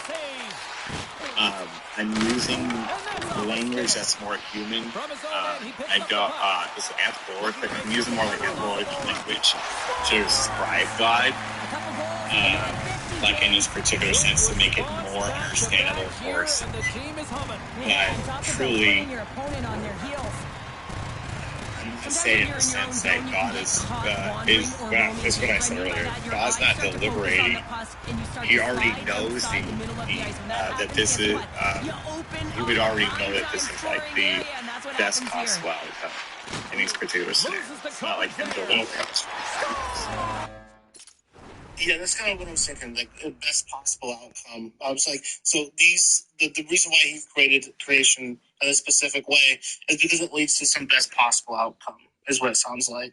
Yeah. So if that is the case, in which God created things with this kind of like foreknowledge, you know, and with this intentionality and to His perfect will or desire action, then how is it going to be the case in which we feel entitled to ask and pray for God to change things which are happening in our life, and God already is greater as well? Well, James, this is on and off. It's taking a hurry, and it had to be our because prayers aren't going to change like God's mind like that. It's more in line with us acknowledging that He wants us to do it, so that we're acknowledging His, you know, Him in our lives. So there's good with it. But it's not just saying that. Well, you're down a bunch of goals here, James, and really you take the penalty because you're chasing the game and saying you like want to get back into it. But well, this one's a tough one you to did take. pray, therefore there's going to be a different set of actions necessary. Well, if God is all knowing, then what's the need to acknowledge it?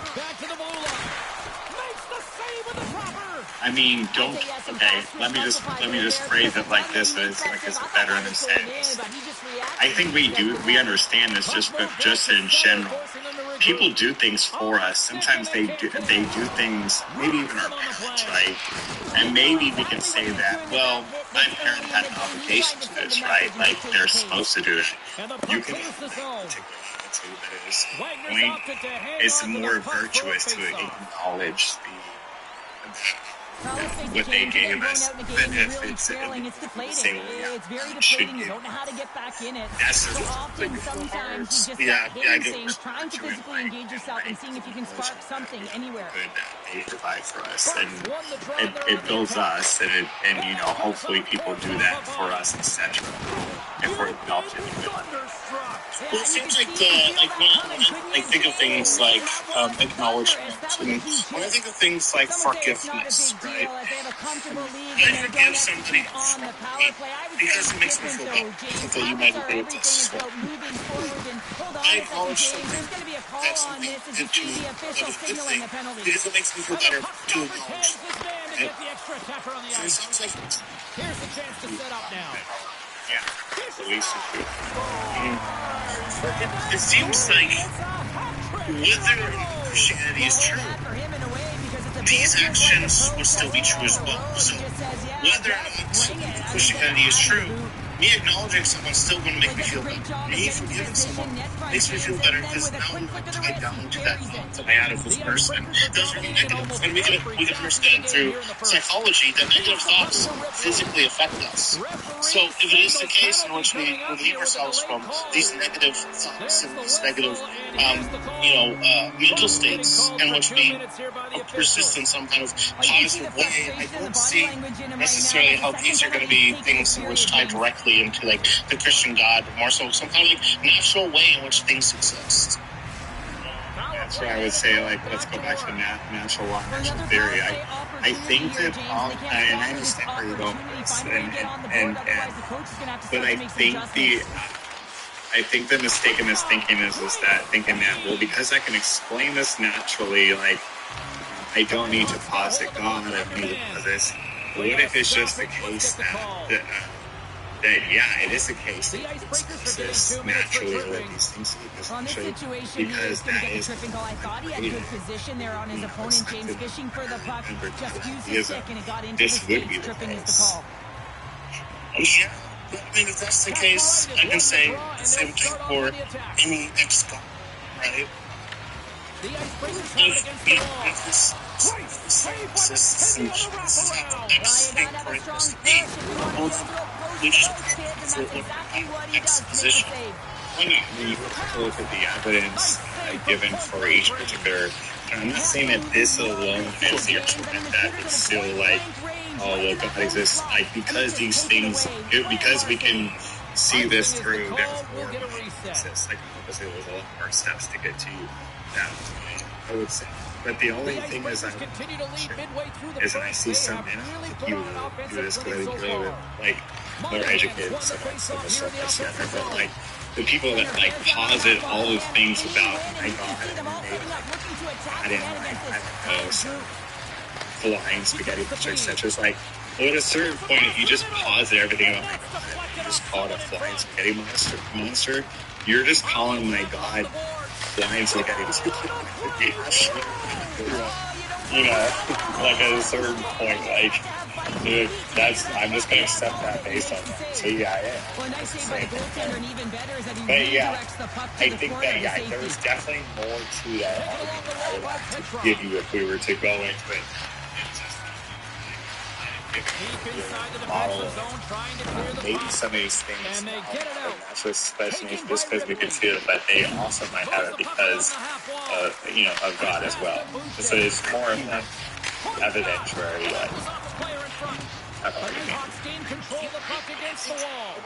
I do think like a lot of the evidential arguments make a very strong argument for God in the first place, right? That's why like I'm always willing to adapt my position to what I've come to know, right? So I'm continuously seeking out, knowledge and reading as much as I can read, so that I can truly feel confident in claiming the things for which I truly know.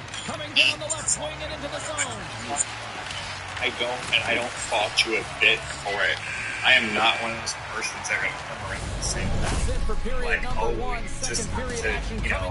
say deny, any bit and just go off of blind faith, whatever. I don't believe that a bit. I think that we can come to the knowledge of God through, it's not pure reason or reason alone, but their reason can help you lead to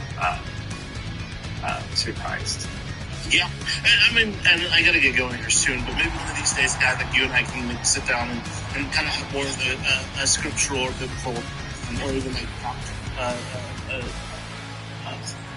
a doctrine, more argument or discussion about Christianity and the validity of it as well. I'd be very interested in having that conversation as well. Yeah, I've got to get to bed in a minute, but it was good talking to you. Likewise, always appreciate you. Hey, Link. Are you still there? We didn't put you to sleep, did we?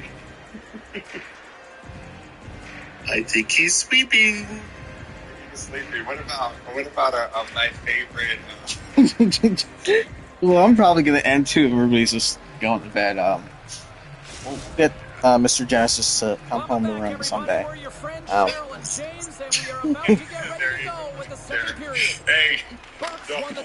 good to see you go live. It's been a hot minute. Yeah, I've been going live this prompt for like the last week, so I'm gonna be hosting lives again. Yeah. Yeah. So. Yeah. Have a good night. God bless. Likewise. Come home to Rome. Yeah. Have a good night, everyone.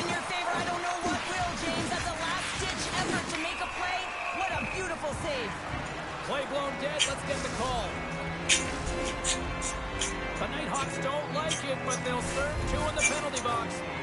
Coach is going to have to find a way to rein this group in. I mean, they are losing pretty big in this one, but they've lost some emotional control, and they're dancing to the penalty box right now.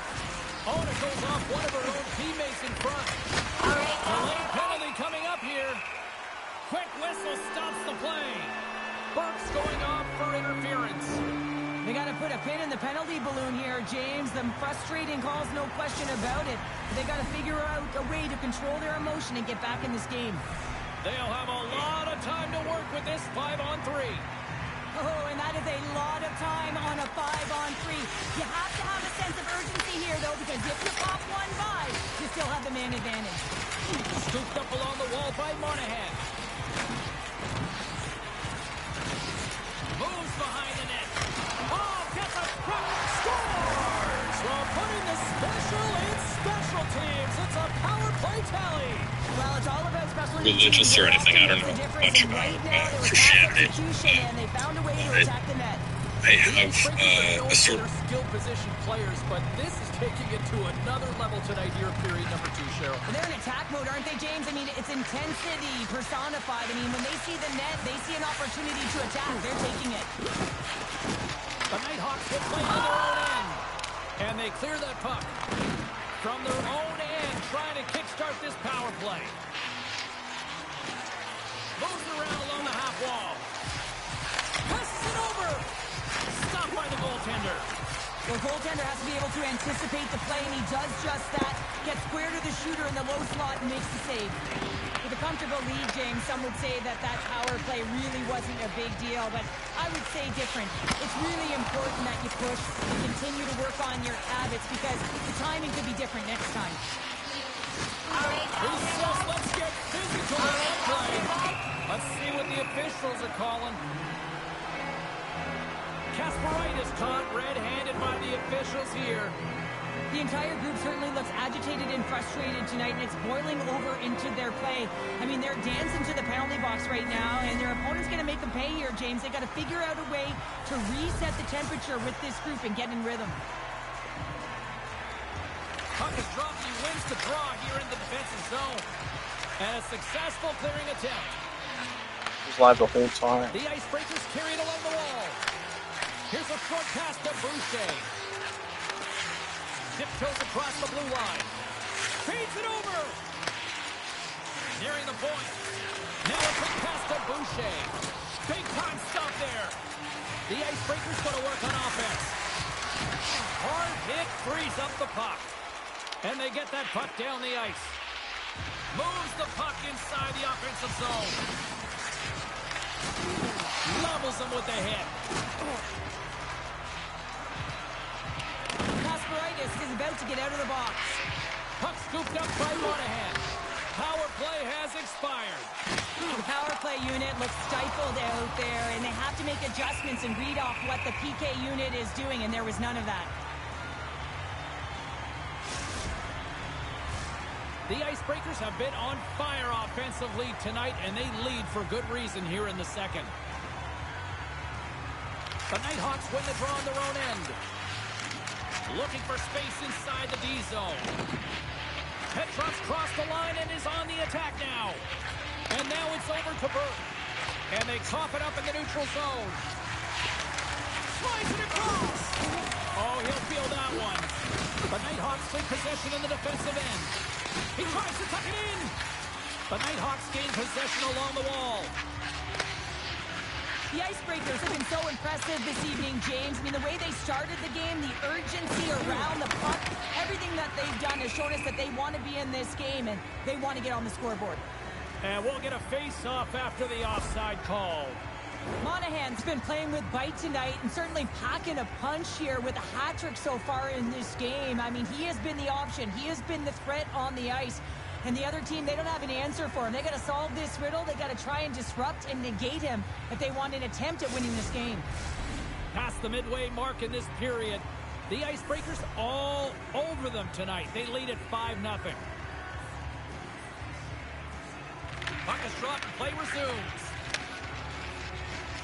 The Icebreakers looking against the half wall. Lugs the puck back into the neutral zone. Stoppage in play as we get an offside. The Icebreakers continue to lead in the second. They have been the busier team in the shot department, and as a result, they lead. The Nighthawks take possession after that neutral zone face-off. Takes it across the blue line. Dishes it off. Quick feed to Baumgartner. Here he is on the tip. Oh, perfect angle as that's deflected. Wagner's made a nice stop there, and that can be difficult to do, James. They score. Try to save and Illegal.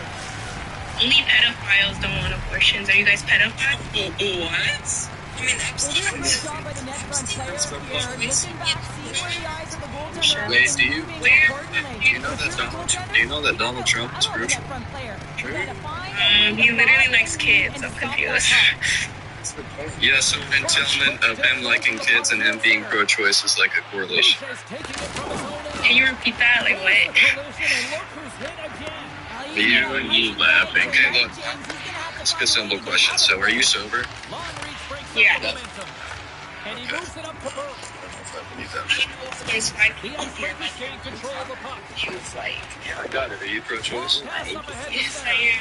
That's how you get north in a hurry. Why would you think killing children is okay? Why do you care? Like, it's not even a child. It's not that far. It's a fetus. If a baby, what, is it 10 weeks? Is it gonna be like, no, it's not. It's gonna miscarriage. Like, I'm confused. Are miscarriages abortion down? What? So what's the difference between 10 and 20 weeks?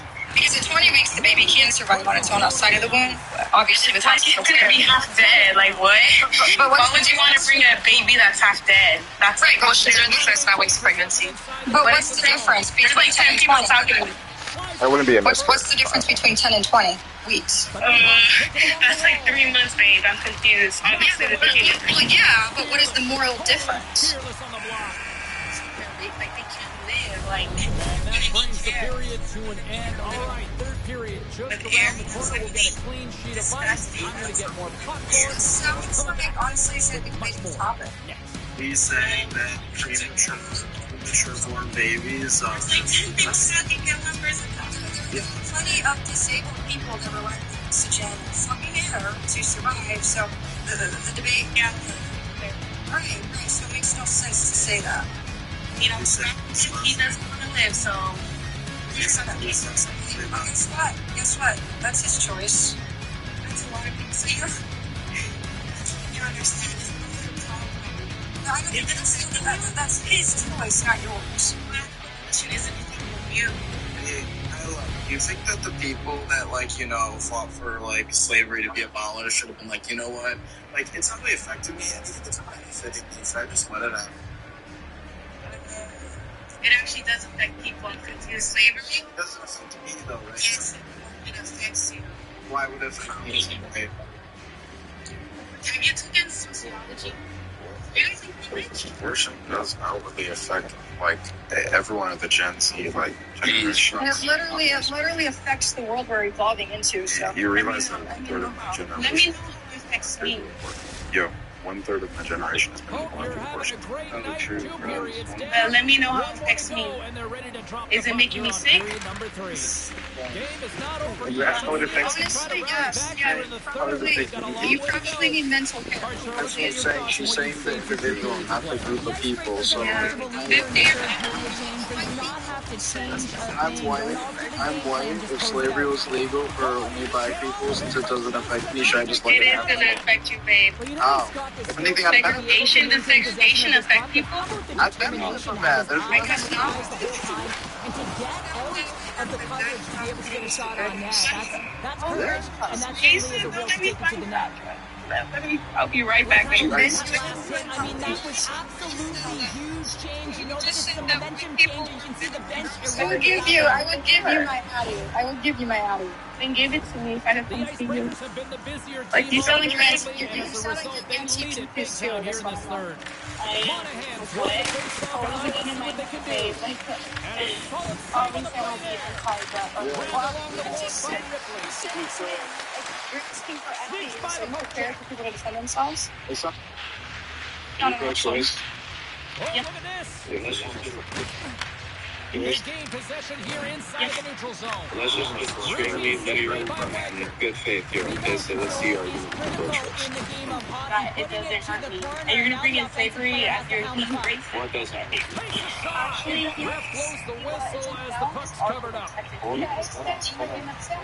Small's a player who has that pass-first mentality, and you certainly know that he's always looking and scanning the ice to find out where his line mates are, because you know his next move is likely going to be a pass. He's got multiple assists in this game. It seems to be working the chemistry between himself and his teammates. As Doc has already said, you know, it was a net positive for our community. Thank you, Mars, so much.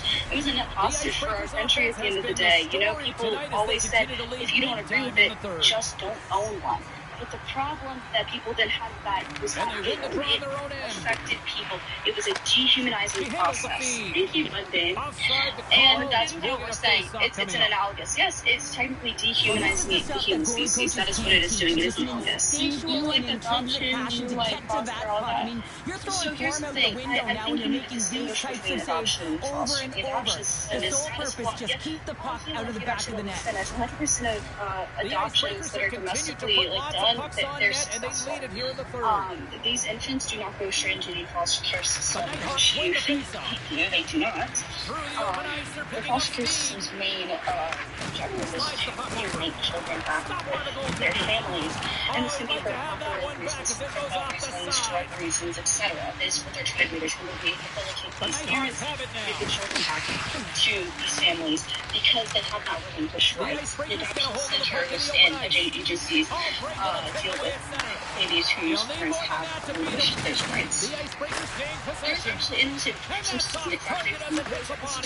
For 33 families, for every one infant, 2 million families are waiting on children. And it doesn't actually matter race, disability, etc. They are all wanting to adopt children. And loses possession after a solid hit. Okay. Breakers have done a great job protecting the middle of the ice and influencing play to the outside and allowing their tender to see every shot. Now they're And protecting there's the a lot of shutout. They're going to officer have to kids do a that little go more of to this the if they big want to get Detroit. There's the whistle. Let's see what the referee saw. And he, as everybody said, we're not talking about officers from the fucking law and adoption agencies. This is a frustrating situation. James has taken a whack load of penalties and really unable to get any momentum in this game because they're shorthanded the whole time. Listen, a power play, you want to make sure that you're getting a high percentage shooting shot. And that's exactly what they did earlier on the 1-3-1 where they were able to capitalize. So they're opening up lanes, getting the coverage to move around, and then firing and executing when you have it. Picked up by Ripley. Well, we're not search for that. Ripley's working it around the corner. Institute. You intercepted by Burke. Trying to get the puck out of his own end.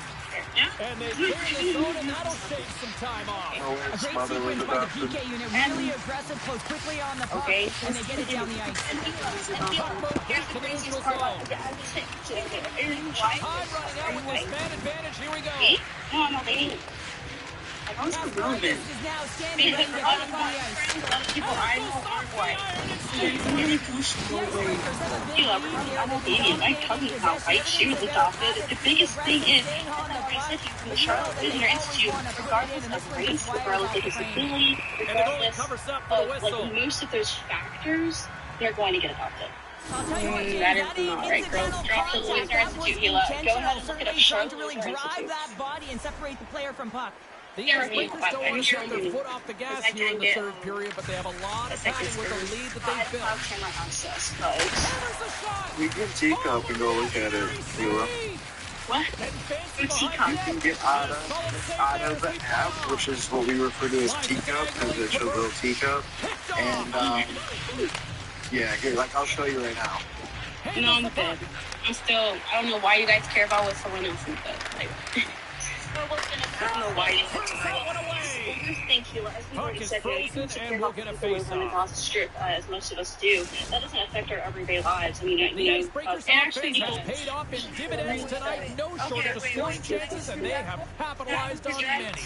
So if a 50-year-old right in the shooting lane there. Yeah, so if a 50-year-old rapes a 6-year-old, like, does that not affect me, even though it's like not direct? Well, that's illegal, babe. Okay, so why does that affect me for abortion?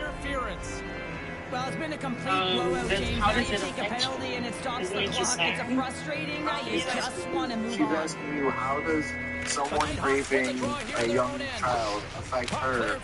How would that affect her? Retrieves the puck, trying to kickstart this power play. And called for the offside. We'll get a face-off. What did you say? How is a 50-year-old raping a 7-year-old affecting me, but it's not happening to me directly? Should I just, like, mind my business about it? Should I not care about it because it's not happening to me directly? Should I not speak up about it? It's just, you should be in a mental institution. Right, because, like, you know, it's extremely messed up because it's happening to, like, what you would perceive as, like, an innocent being or, like, something that, like, something else, like, something that you would consider having more value. No. You literally can't track anything. This is my uber sub IQ. Like, what the fuck is wrong with me? I'm just trying to show you that, like... Who are you talking to? You, don't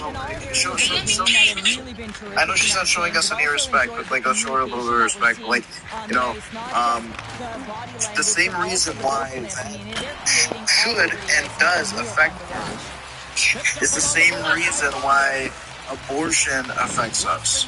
Do you understand now? No, I actually didn't hear that.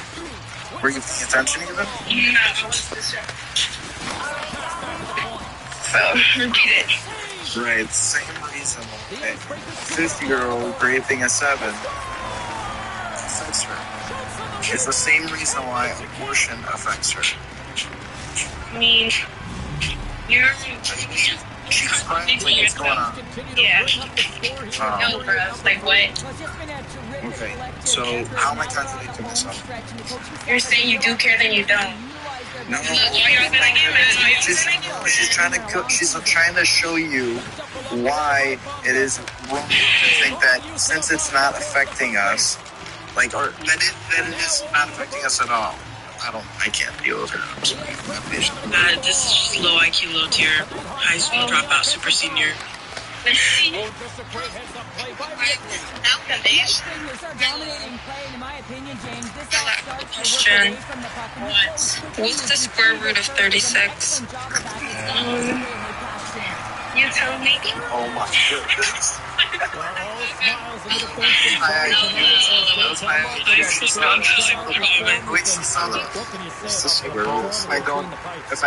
mean, he was outstanding, wasn't he? I mean, I thought it was a defensive masterclass as well. So I think everyone deserves props for this win.